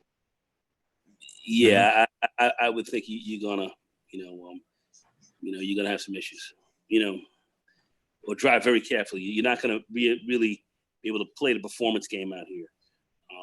So you just don't have, you just don't have the roads to do it. You got the Deconic, Sprained Brook, and then the LIE. Fuck that. That shit's got holes there all over the place. I don't know. I mean, like 684 or something else like that. That's taking you out of here and taking you up towards Connecticut and moving up towards, going up, towards, the Boston area, whatever. That's pretty clean. But still,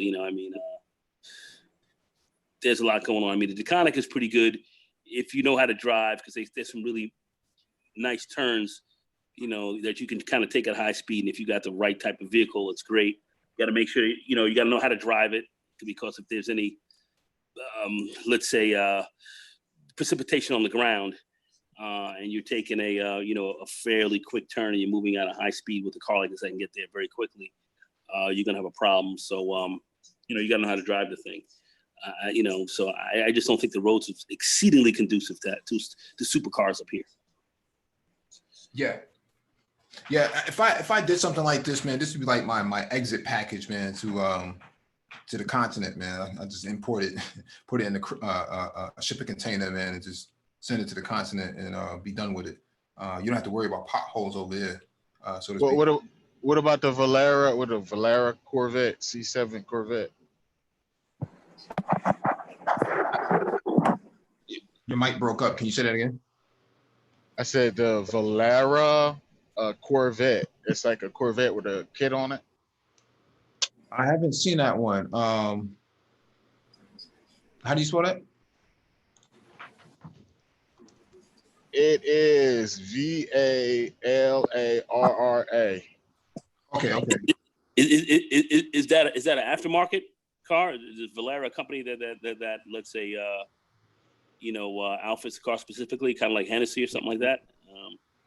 It's more of a kit, but they use the base. It's kind of like that Vader from the Q45, or not Q45, the G35, and they put the kit on the chassis. It's like one of those deals. Yeah, that's a little bit outrageous though, man. Yeah, that's like a zoot suit in the hood, man. I don't know. Be out there, man. Running around like Detroit Red, man. Crazy.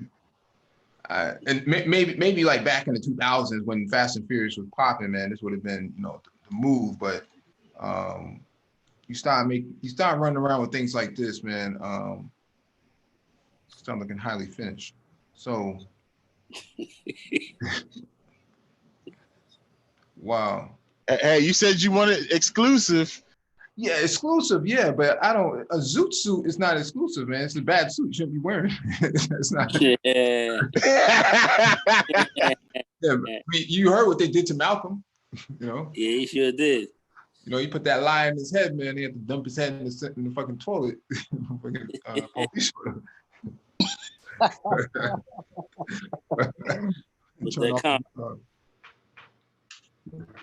Go ahead and go. No, I was just saying, you talk about the Detroit Red and getting his conch working. Oh yeah, man. Yeah. A lot of guys in the ministry got some conch going on in there. A lot of conch going on in their live stream and their podcast. So.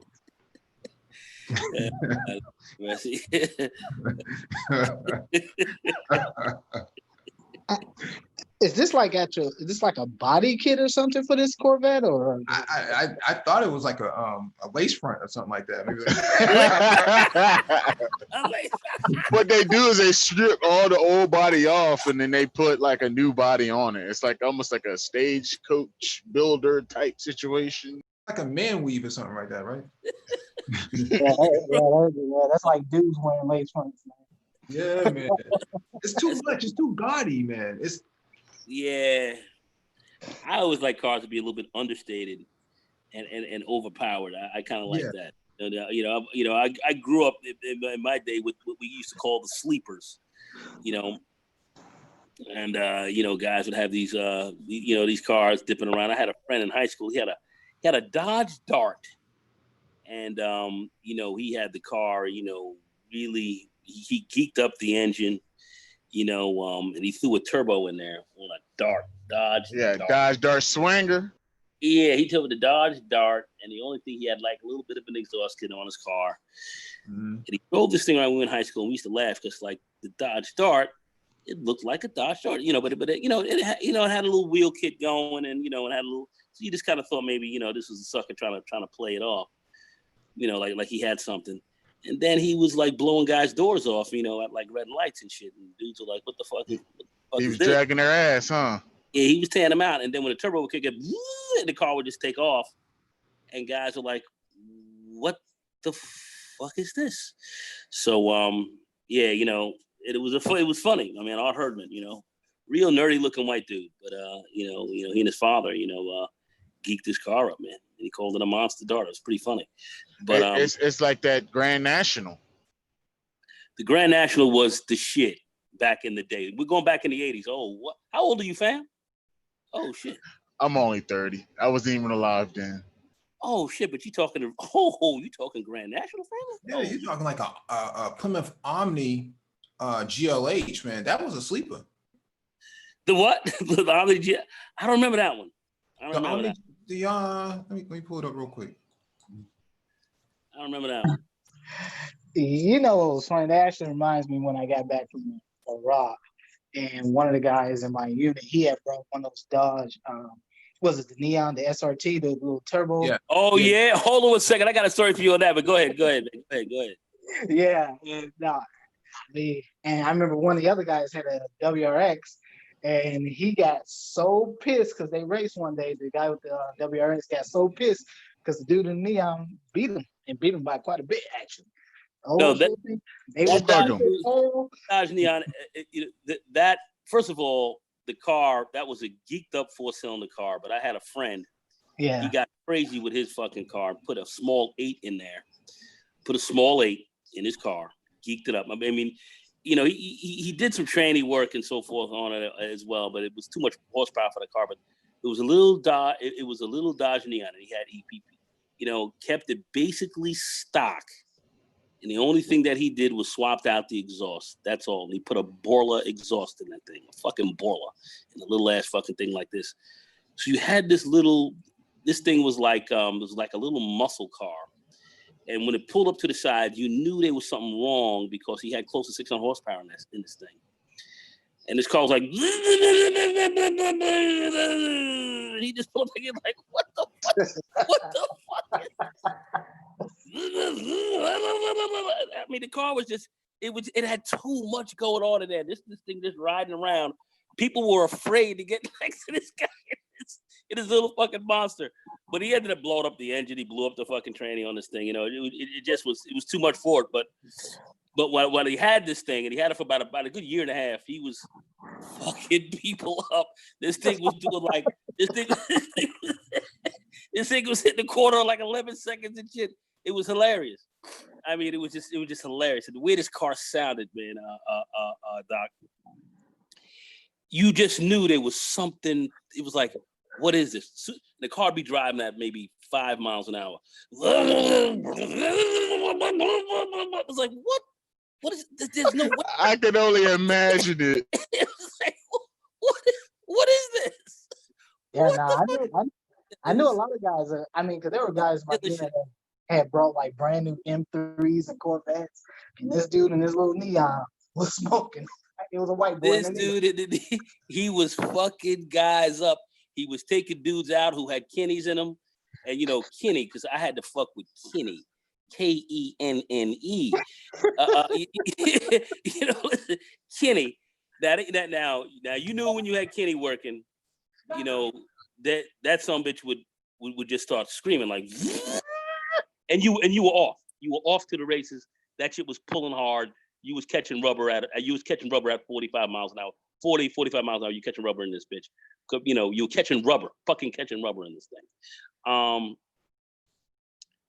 He was getting them cats because the car was so light in the air. It was basically an engine. It was basically an engine with a little compartment for a person to be in. That's all it was. It was just an engine. That's what this thing was. Car was maybe about 2,900 pounds, 2,800 pounds. It was mostly the engine in there, and that was it. And he was cooking dudes, man. He was cooking guys even with turbos in there because the car would take off so fast, and by the time you would spool up, on your on your blower, he was already out on you. He was out on you by two cars. He was out on you by two fucking cars. Yeah. You know, so that's like the LS3 Miata. It was crazy. I had never seen anything like this. You know, and the way this car sounded, it was the illest sounding shit I'd ever heard. You would just car would just pull up. It was like there was a demon in there. You know, it was crazy. Go ahead, Mike. No, I was just gonna say that you had to use some mean sway bars and suspension to keep that thing from hopping left to right because of the torque steer.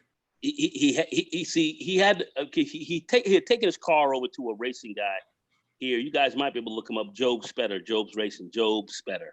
It's here in Westchester. He was did a lot of cars.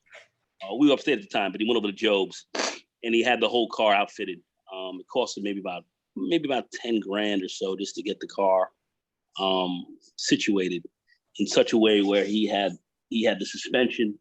And he had to put a different set of engine mounts on the car because of just the size of the engine. So you barely could get the engine into the car, and if you didn't have the thing mounted properly, this thing would bounce, and you could really have a lot of problems. So they did a lot just to try to get this thing set just to drive, and the kind of the balance of the car was off because now you had a heavier engine in the front.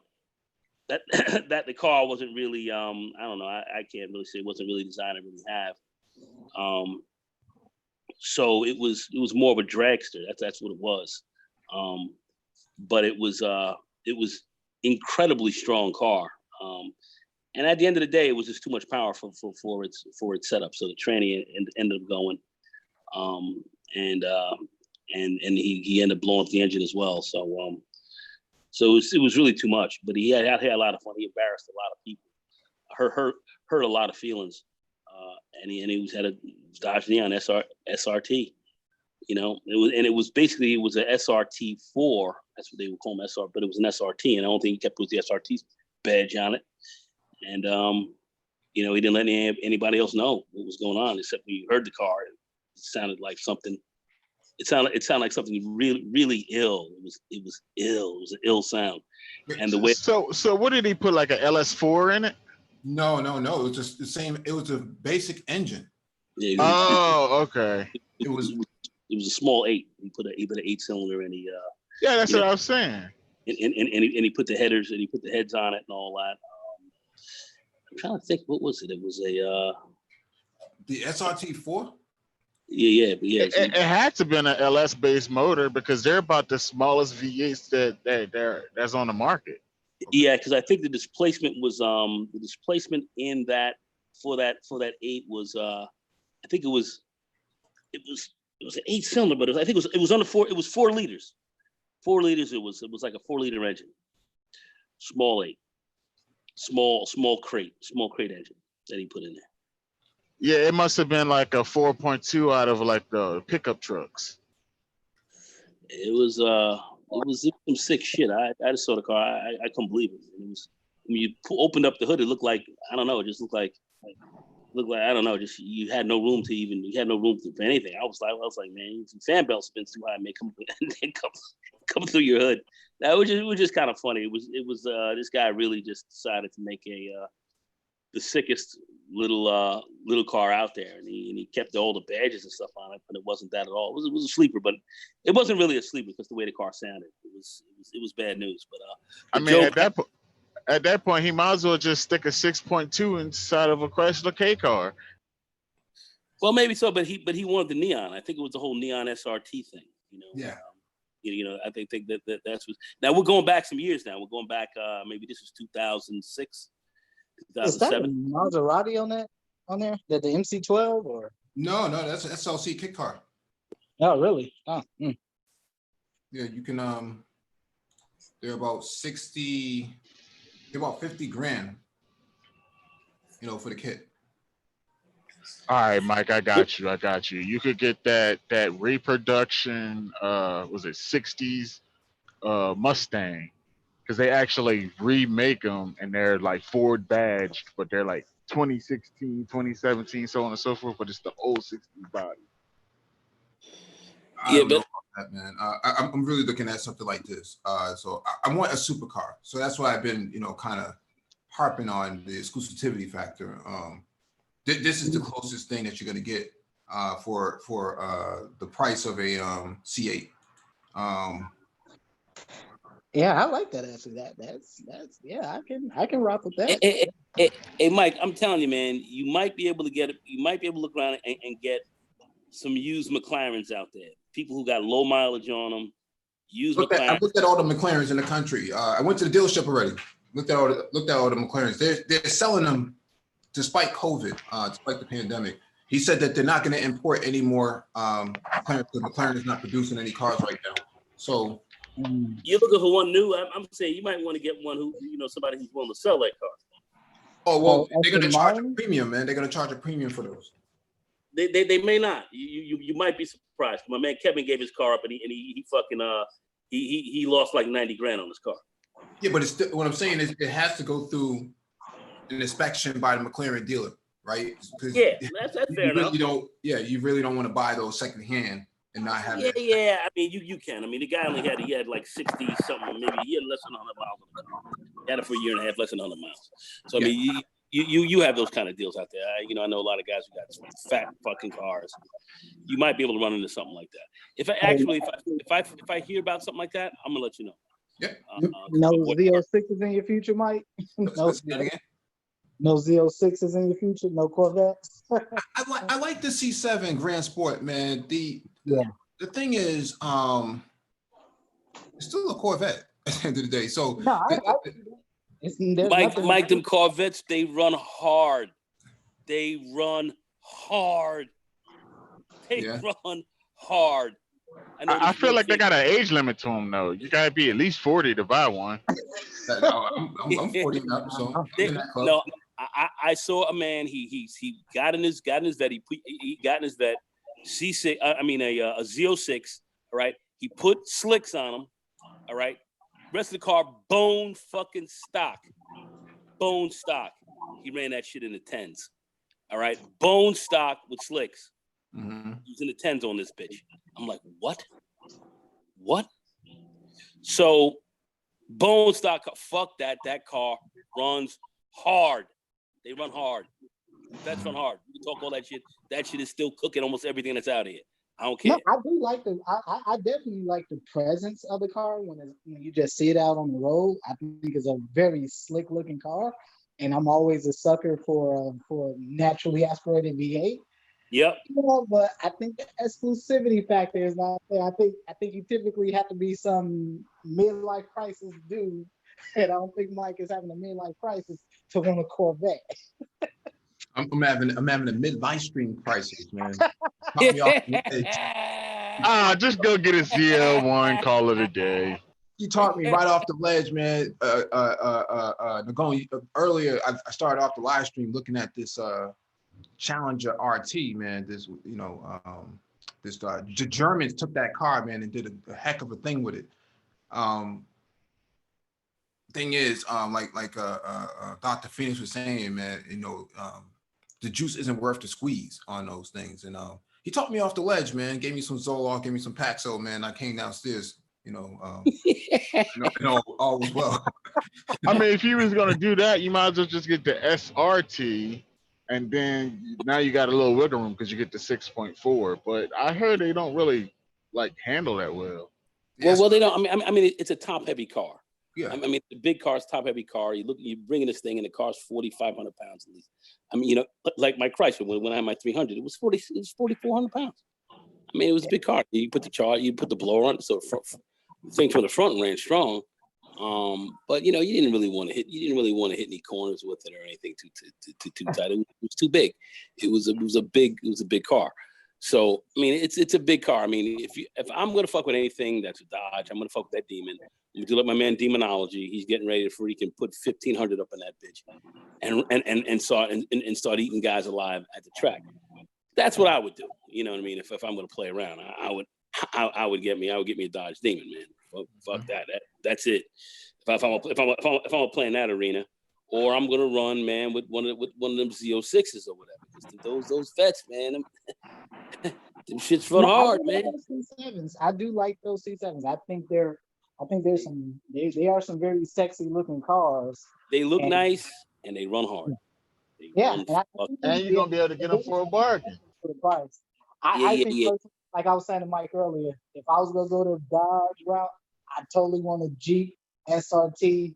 I probably want the Trailhawk because those things are nasty. the Jeep SRT Aftermarket by Hennessy, the Hennessy boys, putting 660 up there. I wouldn't touch nothing from him. That shit is the illest.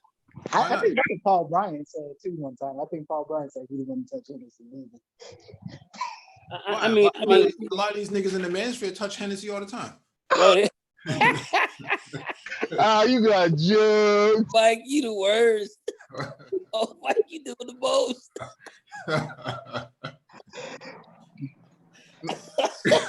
Oh my God, brother. Shit, Mike is the worst. Cavassier and the other one.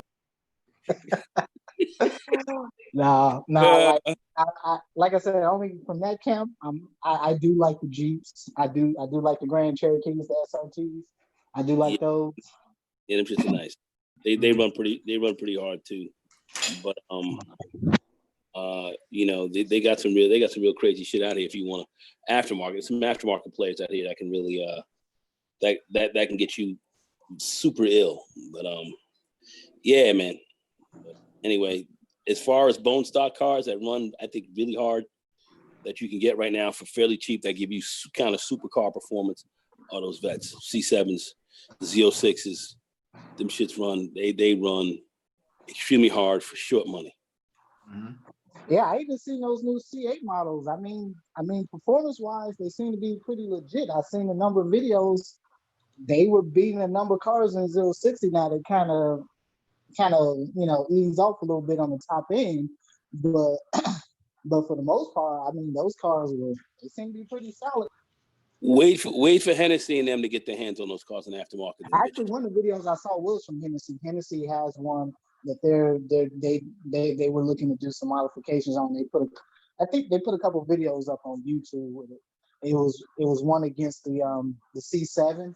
They beat the C7. Now I will say this much: it wasn't by much. It really wasn't by much. I don't even think it was barely a Carlin. But I will say this much: I think Nagon's right. I think pound for pound, dollar for dollar, it's kind of hard to beat the Corvettes at that price point. You getting crazy supercar performance for a fraction of the cost. Now, as far as its performance on the track, and because it is generally a track car, but if it's winning at Sebring and these spots like that, if it's going to be doing that, then it's going to really raise its cachet. So it's got to run. It's got to win at the track. I would think for you to put it in there as a real supreme bargain. But for the regular guy, for the regular enthusiast who wants high performance at a fairly cheap cost, the vet's crazy. And when they start aftermarketing, these cars and Hennessy and them come out, when they come out with their C8 killers and all this shit, it's gonna be a problem. So and that's right on the horizon. So I'm just saying it's going to be a real problem out there. I know there's a couple of white folks, some YouTubers that got some C8s with twin turbos in them, and I seen them, and those things were some nasty pieces of work. Yeah, they do numbers. And I'm just thinking if you just even coming in there with the cam kit on that shit, but we'll put the racing cam up in there, and they can do that quick for you. So The thing is, you don't even have to take the engine out. Just take the cam out, slide that bad boy in there, and you slapping babies at their christening. So this is going to be a problem. So that's how. The thing is, the C8's not going for 60 bands. That's going for 80 bands. Right now they're getting above sticker. Yeah, no doubt. I'm not paying no 80 bands for those C8s. I'm sorry. I'm just saying when you spec it out, because the base model, the Stingray might just be, it says 60, but in reality, once you start adding like tire valve stems and stuff like that to it, man, it balloons up to like 80K. But remember, you have a lot of guys who are going to buy this car with a specific view, with a specific in mind, aftermarketing this thing and make it really crazy. And they're going to go in for that. They're going to go in for the base model because they're not going to need all that other shit in there. That's what they're going to put in there after they aftermarket this thing. Is going to be their specialty deal, and these cars are going to be These cars are going to be running in the low 10s. Some are going to try to get in the 9s. A couple of my neighbors actually have the C8s around where I'm at, but they look pretty. I don't know what packages they got, but theirs look pretty damn generic. I don't know. It's the base model. It's the base model. So unless you add, let's go to the website because I see somebody's trying to get on. I would personally would never get that Corvette and not get the top of the line package for it. I mean, because the ones that I've seen on the road, they were very generic with me. If I was gonna get a Vet, I would get the very base model, and then I would do some light aftermarket on that vehicle. That's what I would do. I'd throw a cam up in there. I would have a cam kit. I might do maybe a little on the body for the rear end, just a little, and I would tweak that thing to literally to my liking, and it would be crazy. It would be a crazy car. The 60K, I could do that. I could definitely do that car if I wanted to. I could definitely do that at 60. 80, 90, I ain't 80, 90. That's what those cars are running at right now. That's where they are. Yeah. Right? I know those new Mustangs, with those GT 500s, the Super Snakes, those things were going for like 120. I mean, those things were in Porsche territory. Yeah, no boys going for. The Super Snake, a big giant disappointment, big and heavy, bloated. You had cars that were actually less horsepower that were taken. I don't know what they did wrong with that fucking thing. The Super Snake was some bullshit. No, it was a lot of guys. The Super Snake was some bullshit. No, it was more like a garden snake, man. It was more like a garden snake. I mean, you had Viper Venoms and shit like that coming out there pissing on this fucking vehicle. So I mean, I mean, pissing on them. So I'm just saying. I think. See, to me, Mustangs like the Vipers. But I think the Viper to me is still a dangerous car. They're scary. No traction control, no nothing. It's a dangerous car, and it's all engine. That's all it is. You talking about the new Viper? Old Viper, old. The old Viper. Yeah. The new Viper, that thing, I'll give it to him. It's pretty nice. Yeah, it's a nice car. It's a nice car. The old Vipers were just. It was a racing car, and in that car, if you knew how to drive that thing, you was doing work, but But if you didn't know how to drive that thing, you were going off the road. You were going off the road, rear end coming around your front. You were fucking your shit up in there. A lot of guys got racked up in that car. No, like you said, no traction control, no spin control, no nothing. That shit was like, it was a track. Yeah, the first gen, but the second gen was a little bit better. It was a little bit better, but still. But still, they tried to refine it. But it was basically you got nothing but an engine. That's all. It was you had a big engine in the cockpit. That's where you were. You had to know how to drive that car. You had to know how to drive that car, man. And what's you got loaded, Mike? What's this? Oh, this is the C8. So I was explaining to Nagone that Go ahead. base model is 59K. The 2LT is 67K. Yep. And 3LT is 71K. So you're never really gonna get, you know, if to get it to what you want, it's gonna be like 80K. Yeah, yeah. But here's my hey, peace to the panel. What's going on, everybody? What's going on? What's going on, Lex? All right, you got it. Yeah, I just wanted to jump in here. What's wrong with the 1LT with the Z51 package? That's like 65. Say that again. I said, what would be wrong if a guy was buying the C8? What would be wrong with going with the 1LT package with the Z51 added to it? That's only like 65. Like I already looked at that at a dealership. I don't know. I mean, that would still be. I mean, you pretty much getting the essence of what the car would be all about by doing that. You know, I'm not sure what you'd be missing that would be like super substantial by getting the 1LT with the Z51 package. Color, maybe. The color. Isn't there like some premium colors that come? I think there were particular colors you can only get with certain packages. It could be. I'm not entirely sure. The color I looked at wasn't held to that, but yeah, I can see that. Yeah, because I mean, you need the Z51 package, man. Oh yeah, I agree with that. It's 5,000 is well spent. That's a must option for sure. Yeah. So I just think that let me go back real quick to colors because Torch, he's a good brother, man. I don't know, brother. You might. I don't know. I'm wouldn't have gone on that one, man. I think if you're looking for something, I kind of err towards the C7, but I know you want something that's a bit more exclusive. I don't know. Me, if it was my money, I'd probably get a damn M4. That's just me. Yeah, I'm looking at M4. So I actually met the M4 guru locally here. He's the BMW specialist of pretty much the country. He knows everything about BMWs, finance-wise, how to buy it, what to look for, and things like that. I actually met him at Micro Center. He was standing outside of M4, and I just happened to see him. And I said, "That's a dope M4. That's a really, really dope M4." I said, "Who owns this?" You know, he's like, "Oh, I do." You know, and he said, "Go on YouTube and look up Ari Parker. Check him out." And it ended up being him. He was the actual M4 specialist, the guru. So he was putting me on about the M4, and I started looking at that. He said, you know, just be careful what kind of M4 you buy because not all of them.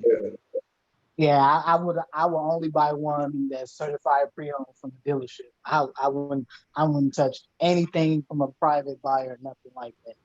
You wouldn't buy unless it has extremely low miles on it. Even then, they dog walk them. Yeah.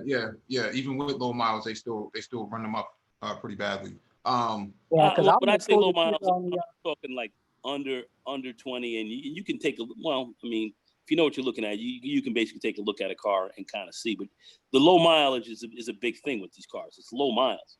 The high mile, I mean, you know, and most guys are not going to run a supercar too crazy. You know, they just don't run them crazy. Like, I mean, unless it's some kid, you know, if you buy it from a child, it's one thing. But most of these guys who are selling their supercars, they're either moving into something else or they're dipping off, you know, and moving out of the area, and they're not going to take this car with them. You know, they've had their fill, and this car maybe less than 10,000 miles on it, and they've had it maybe 5 years or whatever. And you know, I mean, you know, 10,000 or under 10,000 miles, you know, you're not talking about a lot of wear and tear on the gear. Like that color right there. That's a nice color. I would. Yeah, see, that's a nice color. $500, just a $500 upcharge. That's not too bad. But it got you. That's a real nice color. It got you up to 80K. Ooh, 80K. Yeah.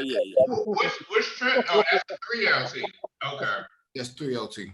Hey, Mike, when you get a chance, go back to the 1LT and see what colors is available, man. Yeah. That's what I was going to ask him as well. Because, you know, we got Curry Chevrolet down here, and they had one. Your selection will reset the Z51 performance package as well as other trim colors. So you lose that package, No, I think you have to re-add it. You can re-add it. Okay. Yeah, because I remember a few years back, man, I almost pulled the trigger on one of the old M6s with the V10. Yeah. And yeah, I had found one with some low miles, but then I started going on those forums and started talking to folks. I don't know, man. You know something? Just having a V10. You'd have been putting bearings in it. Just having a V10, like I got the V10. That shit. Come on. No, I mean, that is come on, dog. I got V10s you'll see in the car. No, without a doubt, that's probably one of the sickest V10s you've seen that they've ever put in a vehicle, in a production vehicle. And I remember because I really got hooked on it because years ago I used to listen to this other YouTuber, this brother. He does tech reviews, but he has like 2 M5s. He has the old one with the V10, and then he has the newer, well, a fairly newer model with the turbo V8s and stuff like that. And I just started shopping around, just seeing what was out there. Came across one. I was gonna have to take my ass all the way down to like Texas to get it, but then started really looking to them. And I don't know, man. That V10, man. Come on, dog. That's just. I mean, that's what I really liked about the Viper. The fact that a lot of guys just liked it because it had that V10, man. That V10 up in there. You know, that shit is. You know, that's kind of unique. Not a lot of cars are dipping around with that V10. Well, that V10 sounded like an F1 engine, so that was. Yeah. That was what really drew me to it. But yeah, they were notorious. Yeah. Hey, my question, hey, Mike, how much is the M4, man? You mean new or used? New, I would say. Oh, new ones are about 80 bands. Okay. And the used ones are going for like, what, around 60, 55, 60? No, man, they lose their value, about 35% value decrease in like a matter of like 18 months. Yeah. That's a lot. Wow, okay. Yeah, you can get them for around like 30, mid 30, low 30s, mid 30s. Wow, really? Okay. They produce so many of them, and that you know, the M3 was never the M spec was never supposed to be a mass-produced vehicle. It was supposed to be a limited run production vehicle. And you know, BMW, Mercedes, you know, with the AMG stuff, man, they you know, they kind of overproduce these vehicles and ruin the value on them big time. But they sold a lot of them, though. That was the thing. They were sold a lot of them, man. So a lot of them. Well, yeah, just go find the old SLK Black Edition. Yeah. CLK. Yeah, okay. No, the point that I was making earlier was that those even if the M4 or any of those vehicles have low mileage on them, what happens here is that they launch those vehicles a lot. And so, you know, although it may have low miles, man, they're launching them up and down the streets, man. That's not. Well, okay. Let me ask you, think about it. Who's buying that car a lot? What age group do you see in that vehicle a lot? They're usually Gen Xers, usually 30s to 40s. Yeah, we have guys even younger. You know, you see a lot of cats in their 20s and shit doing that. You see a lot of guys. You know, I call it. You know, we call it jacking. You know, jacking off on the road. And they jacking off, man. You see a lot of that going on. Older cats, they're not gonna do it that much. What I'm saying is that mileage is not an indicator anymore of preservation of the vehicle itself. Because there's M4s and M3s out there with 80,000 miles on there and they're pristine. Yeah, they are. Some people really know how to take care of their cars, but mileage is still a barometer. Nobody, you know, if you're gonna say, hey, it's the mileage is the bottom line. No, I would agree, but it's still a barometer. I think it depends on the reputation of the powertrain for the vehicle. Yeah, that too. Yeah, but there's a lot of shock that goes into those suspensions and components when you're loading them up and launching them now. Yeah, things break on those things. So no question, because I broke the rear end of I remember years ago, even with this SRT8 I had, I broke the rear end in it. I had to break the rear end because the rear end wasn't as strong. Put a lot of power in the car, but you know, it wasn't as strong when you put something bigger up front, so yeah, I had to put in a different rear end. I had to put in a different differential in the rear, but I cracked it. So because I was launching it every now and again. And, Now, does those come with the live axle, or is it I guess it was a live independent? It was a live axle, but yeah, and you had independent suspension, but I went to we was getting live, but it was problematic, man. Like I said, it was problematic. So launching these cars a lot, depending on what kind of car you have, it's going to tax it. Hey, Mike, I don't know if that engine appearance package is worth a band. You don't think so? It looked pretty sweet. A band though, it should be more like $400 or $500, man. That's like Porsche prices, not for the options. They fooled me. Let's take it anyways. Yeah, go ahead, add it on. It's sweet though. I'm not gonna say it ain't sweet. It's definitely sweet. Add it on. What's up with the other wheels too? I like these. I like these joints right here. Yeah, those look good, and that's a respectable price. I will probably go aftermarket, but just for the sake of building a car, let's add those. Yeah. Yep. Oh, look, Z51 performance suspension magnetic.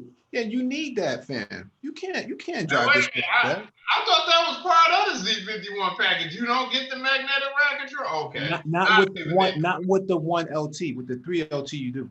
Oh, it's standard. Okay. Yeah. Man, they want $2,000 for that. Jeez. That's not bad, man. It's better than airbag suspension that you see guys. Yeah, that's not bad at all. Yeah. So we gotta add that. Bright red calipers. You gotta add that. Gotta have that. Oh yeah. Gotta have it. That is standard. You gotta have the Brembos now. You gotta have the Brembos. Brembo, you know this. We're going eBay and just get a decal and put it on there. So you're already up to 70K. You're already up to 70K. And you need some locks on there, man. You never know when the you need a whip lock. sucker ladies might try to jack you. So Paul Bryan might try to jack you or something. I got you. Nah, he'll just key the car up, man. But Then he gonna go to the female route. Non-German car, so he got a kid, right? Yeah. Rocker panel extensions. I don't know. Yeah. Yeah, I'll say why not for $550. Yeah, add them on, man. What they at? Are they carbon fiber? They carbon. I don't think those are carbon fiber. Those are not carbon fiber. Shit. I don't know if they got the carbon fiber rocker extensions, but yeah, it look better with the extensions though.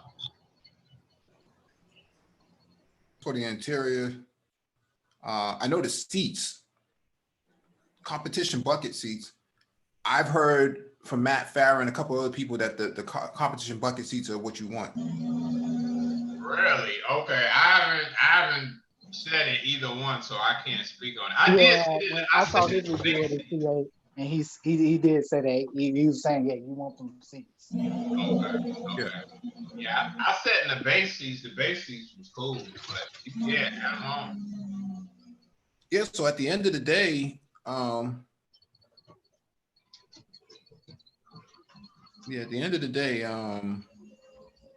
looks like you're gonna get up to about 75K.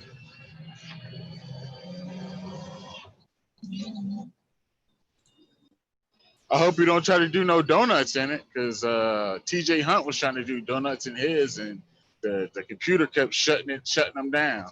Well, you're not supposed to do, and I think you're supposed to keep it below 4,000 RPM for like 1,000 miles or something like that. Yeah. Yeah. Well, he bought his in Pittsburgh and drove it out to Cali, so there you go. That's 2,000 miles. That's not. It's not 4,000. I mean, what is it? Yeah, that would be roughly 2,000 miles. I don't know when he did it. So, but you know, that's the sort of stuff that I'm talking about. Like, even if a car has low mileage, a guy like that, he's running donuts in parking lots and stuff like that. Nah, man, I can't rock with that, man. I can't give you full price for that. How old is homie? TJ Early 30s. He's a millennial. Yeah, that's typical. That's typical. Yeah, that's typical. That's typical. He's still a kid. So I wouldn't be fucking around with that. Yeah. The kids, the kids are gonna be hard on cars, man. Yeah. Kids are gonna be tough on cars. But that's just kind of where you're at. With that. Driving out to Cali, like I drove from New York to out to Tempe, Arizona. So that was 3,700 miles. I know I had to calm down when I was in Milwaukee, man, because I tell you what, damn potholes. Yeah, you don't get fucked up. Yeah. I done jacked up a lot of tires and rims on those damn potholes. Yeah. Wheel bearings and rims. That's for sure. Yeah, my wheels are bent right now. I got to replace them. Hit a pothole already. So, if you're living in the Northeast, you got a decent car, a nice car. You're gonna jack your rims up or scratch them, or something's gonna happen. Hey, Mike, did you ever get a? My bad, excuse me. Hey, Mike, did you ever get a ride? Yeah, I remember you was looking at getting something, man. Like that's what we're talking about now. Oh, okay. Oh, Mike's still looking. Oh, okay. Yeah, well, I narrowed it down to what I want. It's just a matter of, is it worth spending the money on? Because they're going to be McLaren's not making any cars between now and 2021. So don't worry about them. All those cars have been spoken for. So it's not even worth talking about with that. Well, Mike, if you're gonna get one, man, get it now, man. You ain't getting no younger, fam. Go get it. You get a McLaren? Which one? 570S. Oh, that's sexy. Mike, because you don't have any the 4C. The who? The 4C. I thought you were talking about somebody's here or something like that. Like I think it's like the 4C14 or something, or you want the 12C. 12C. Yeah. No, you don't want the 12C. You don't want the 12C. Mike, get that McLaren, man. Go get that shit, man. Fuck around, man. Stop bullshit, man. Go get that shit. Hey, man, go get that Mac, bro. Go, but bust it up. You got no kids. You ain't got no ball and chain up in this piece to hold you. Go cop that ride, dog. Mm-hmm. Cop that shit. I'm telling you, that McLaren is fucking crazy. Doors swinging all up and shit. I've driven them before. So it's not a matter of whether or not I'm in doubt about it. It's whether or not it's a good time to actually buy it. And so, man, I don't know, man. Go get it, man. Go get that motherfucker. There's not that many available. So, they're out here. You dip around, you'll find one. In fact, I'm gonna talk about man. I'll find out. No, we've all contact VinWiki. He knows all about them. Yeah. We know VinWiki, but like I said, I talked to M4 Guru and the McLaren specialist, and they both said the same thing. Don't get the cheapest one. You don't want the cheapest car. You want the one that is the absolute right one for you. Right. Buying cheap is going to get you into some other problems too. Because you don't know what's wrong with the car. Maybe maybe it's. I think it's all a risk, but I'm following you on that. I'm with you. I'm not gonna disagree with you. That's for damn sure. Yeah, because you might get one that might be like 145 in comparison to the other one that's like 160, 65 or something like that. That one that's 145 might need like 20 grand worth of work, and you don't even know that. It might be scheduled for that. So typically that's the sort of stuff that you run into with any of these sort of supercars. So you have to be mindful. You have to be mindful of it. So that's the only thing I'm kind of worried about. I don't like a lot of the colors and stuff that been configured for them. Like who bought a purple car?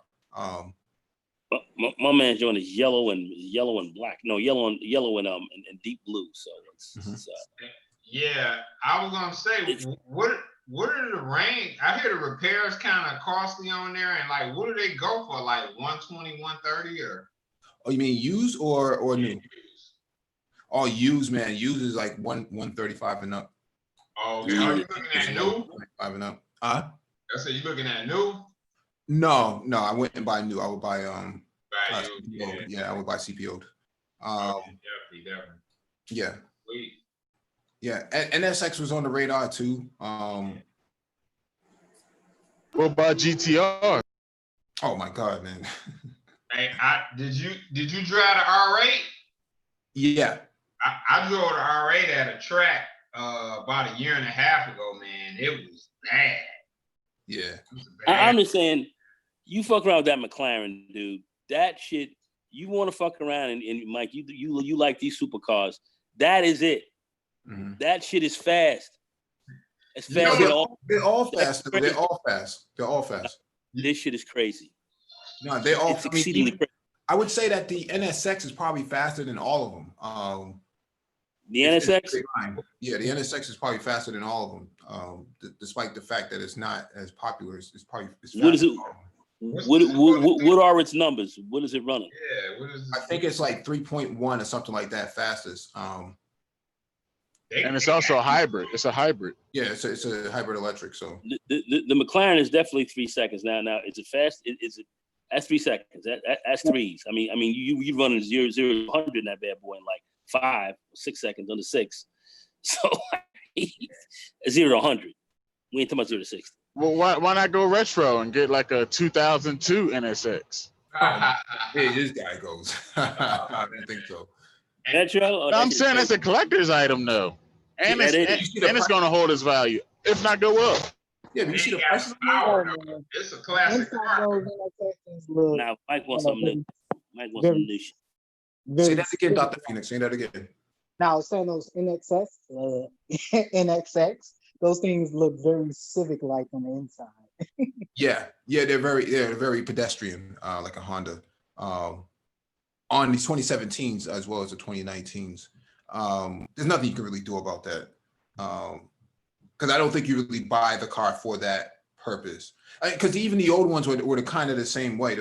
They weren't really mind-blowing interior experience either.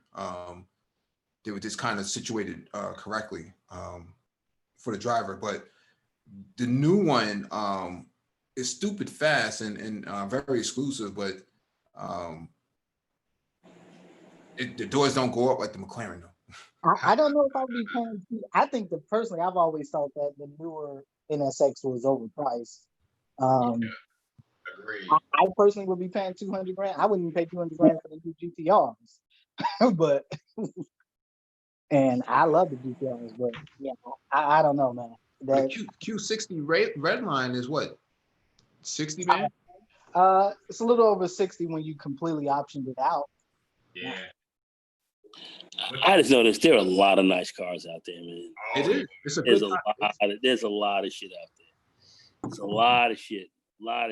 Literally for if you want to go low price and just get something that is, from 40,000 on up, you can, and 40,000 is short money for a super fast car, and you can actually get that with the vet and all that, and rolling all the way up to everything else. There's a lot of shit out there. A lot. I got you.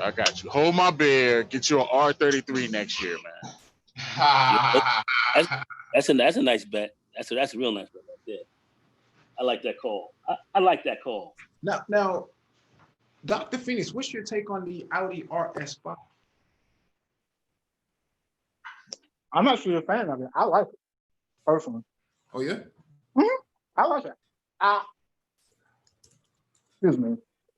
It was a toss-up for my next vehicle. It was gonna be a toss-up between an AMG or RS line.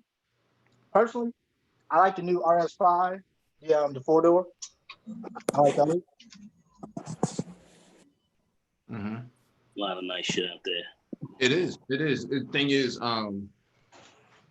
what's Tesla going to do with their electric coupe, electric roadster? So that's still left to be seen. Yeah, I'm actually kind of interested in that. I mean, I guess as I was some middle-aged dude and, was more thinking about more conserving the world or whatever, or the environment, yeah, I'll probably get a Tesla. But until that day comes, I want my gasoline powered vehicles. Go ahead. Did you drive you might not like the style, but I got a chance to drive that TTRS also coupe. That was bad, man. I was really, really impressed with it, especially for the price. Mike already pooped all over that, man. He already pooped on it. No. The Green Machine brought that up earlier. I don't have a problem with it. Okay. The thing is, for what it costs, there's a lot of other things out there that cost just as much, and is probably a better option, like a R8 V8 coupe, right? I wouldn't spend that. I've seen them used for like about 50. For 50, I would definitely, if I was in the market, I would definitely get it. You know, I would definitely consider getting it at 50. But yeah, I wouldn't spend 70 or 75 for it. I agree with that. I would say this much. I think there's a vehicle we haven't talked about, but I don't know. I know you guys did a hangout on it a while back, but what about the new Supra? Oh, you know, I looked at one of those, right? I looked at one of those. I like it by itself, but when you start looking at the price and comparing it to other things in the same category, you're like, it's definitely Corvette territory. Yeah, man. Yeah. I seen one at the Costco, and every guy who knew what it was like lingering around. Yeah. Nice car. It is a nice car. I mean, I know there was this one YouTuber. He has one that he modded out, and he was pretty much smoking everything. Yeah. With it. Was that Adam LZ? It might have been him. But he had one that was black and was modded. He had a thing. He had a thing tuned, and that thing was pretty much smoking everything under the sun.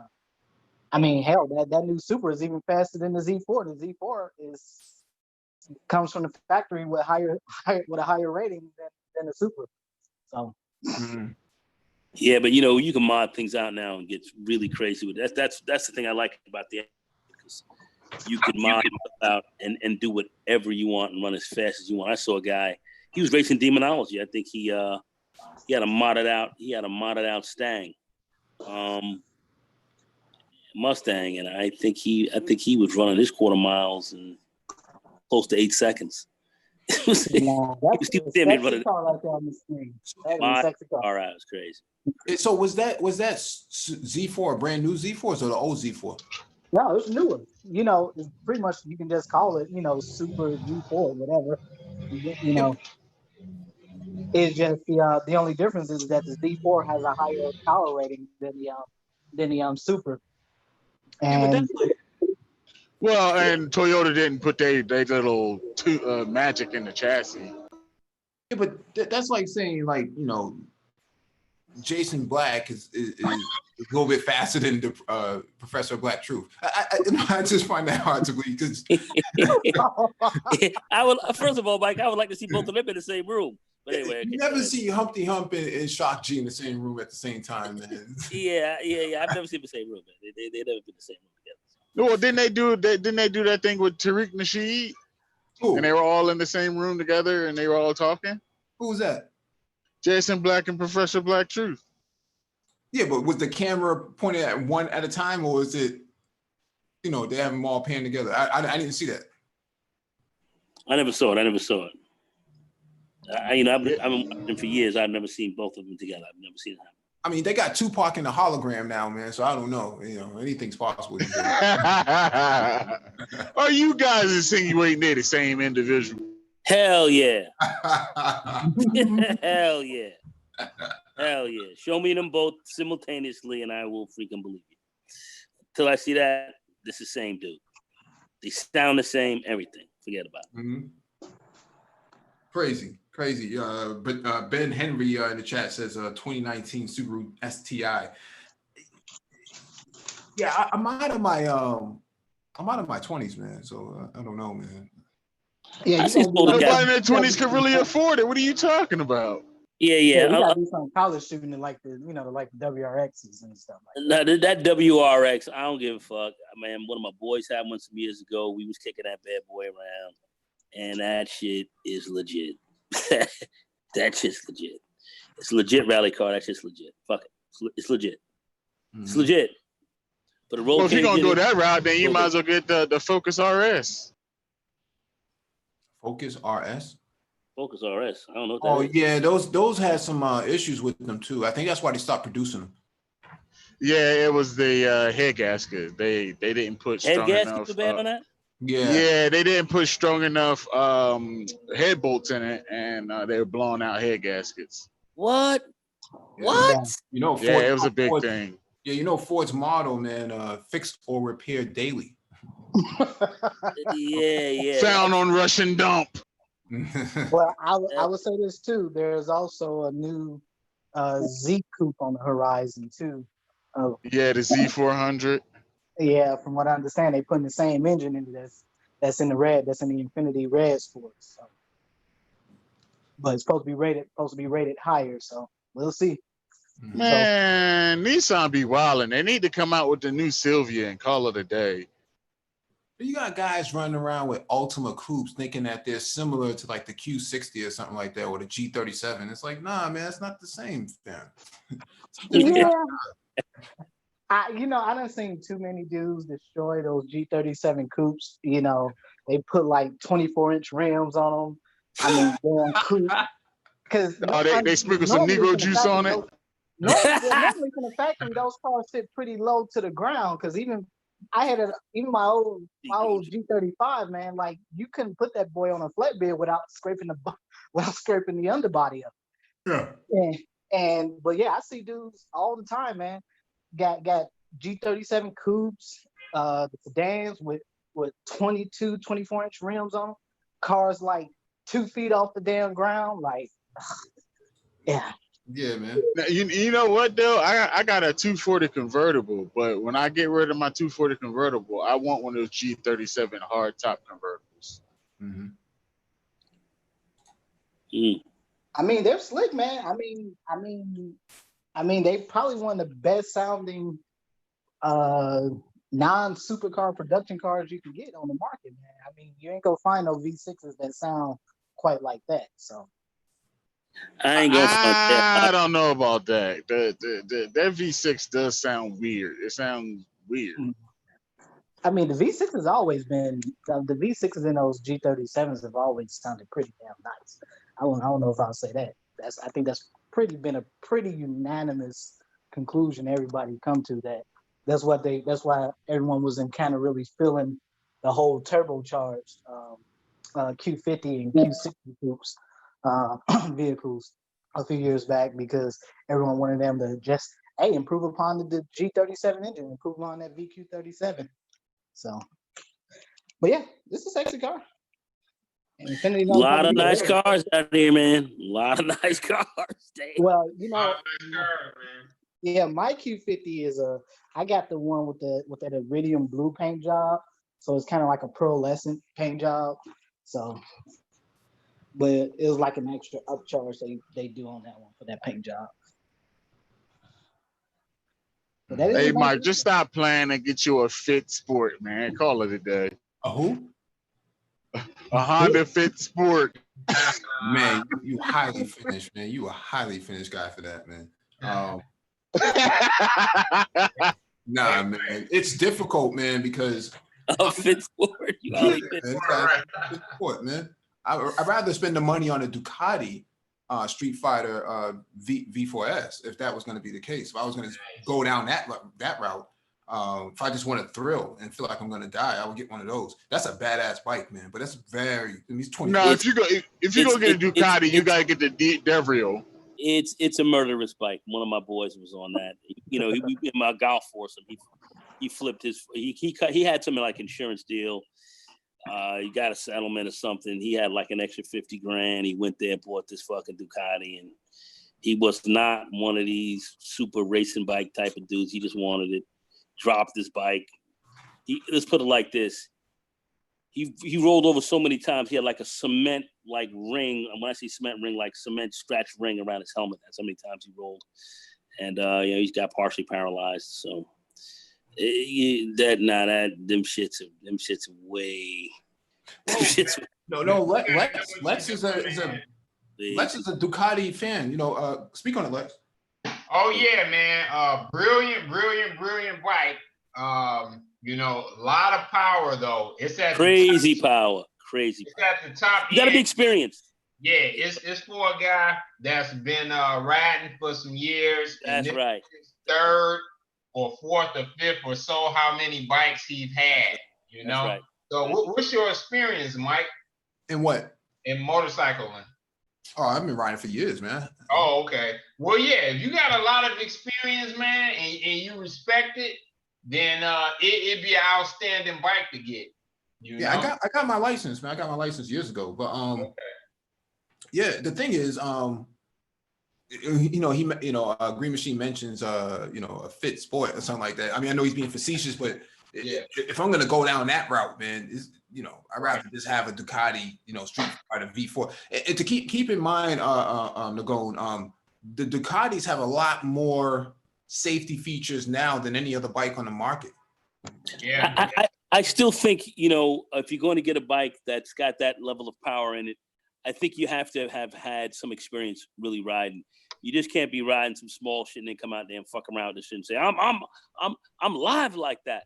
You gotta have a ZX14 or a Suzuka Hayabusa before you step into that. You're going to end up getting fucked up. My boy got fucked up.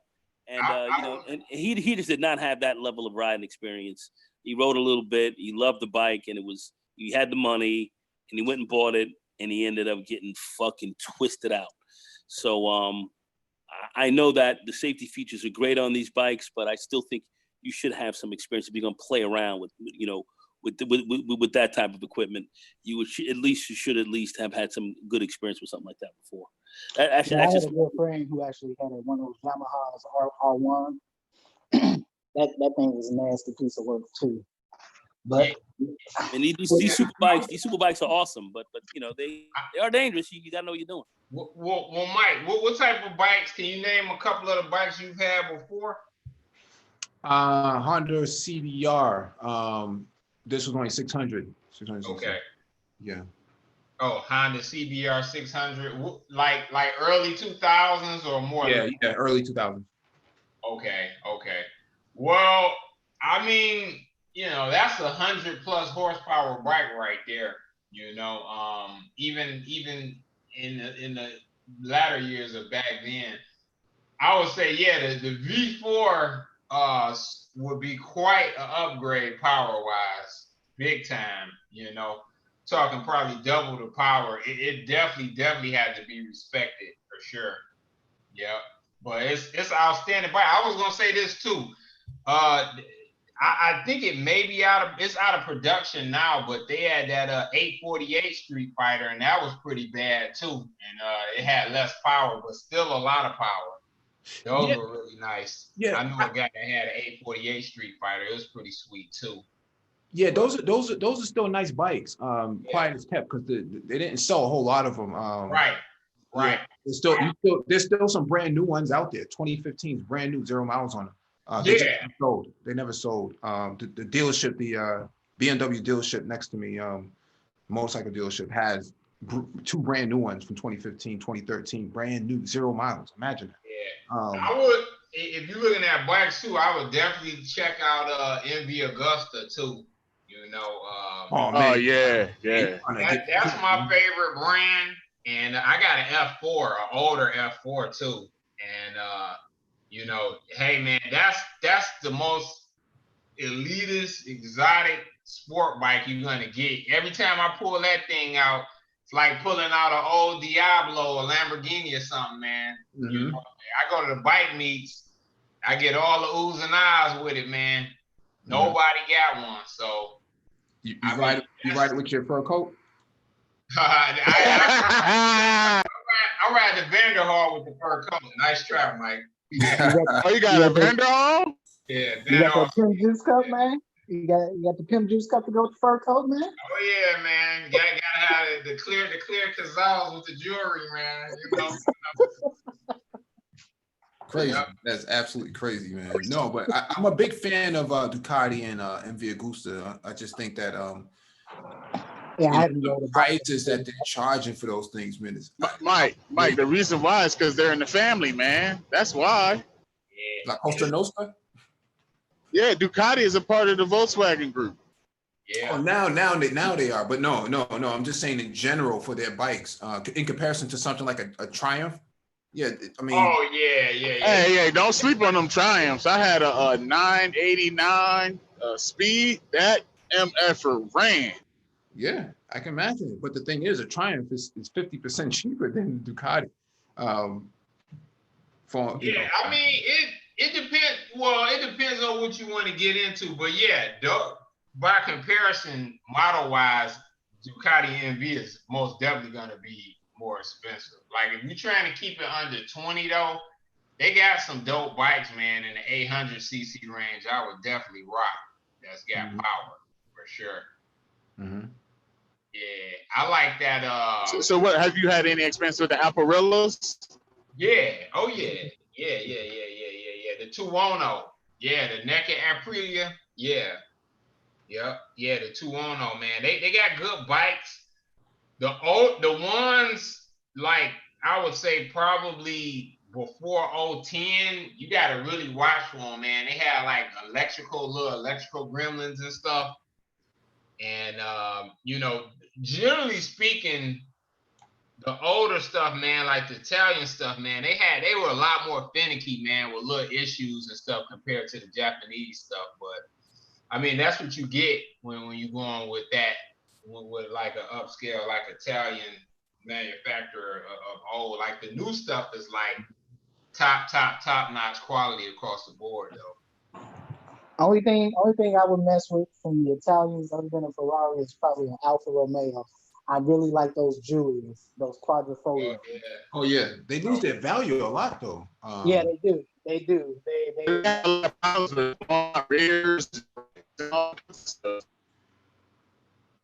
Your mic broke up a lot, Green Machine.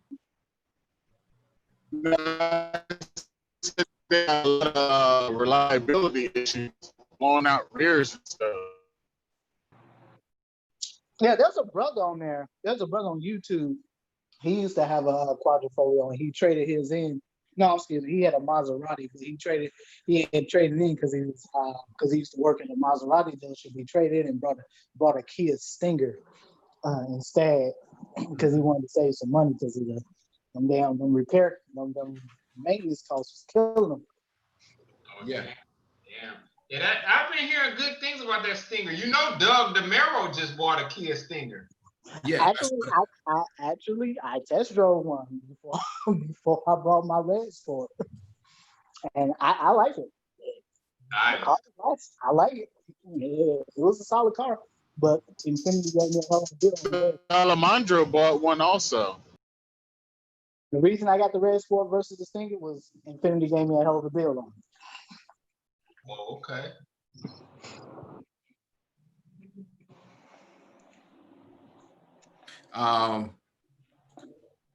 So yeah, man, like I said, I'm kind of caught in see, the thing is, you can't just get a supercar because you want a supercar. Those things are kind of tricky to get, because whoever the lender is would actually deny you even with a good credit score. Because if you've never had a supercar before, they don't generally trust people with them. I live in the city, so people don't necessarily drive supercars out here because there's nowhere to park them, and a parking space is $100,000 here. So, but I'm in that age, man. I'm in that age where I just have that itch that needs to be scratched, man. Yeah. Come again, say what? It's $100,000 for a parking spot? Yeah, here, yeah. That's not uncommon. 50, 60 grand for a parking spot. Were you in New York? No, I'm in Boston. Oh, Baltimore. Oh, okay. Yeah. Yeah. So like I said, at this age, man, once you get a taste of those cars, man, it's like, nah, I gotta have it, man. I gotta have it, man. Oh, It needs to be scratched, man. Yeah. I got mad eczema all over my body, man. The doctor should prescribe something for me, man. I hear you, man. I hear you. Mm-hmm. Yeah. Yeah, definitely. But let me close this out, man. Thank you all for joining us, and hit the like button if not already done so. And shalom to everyone.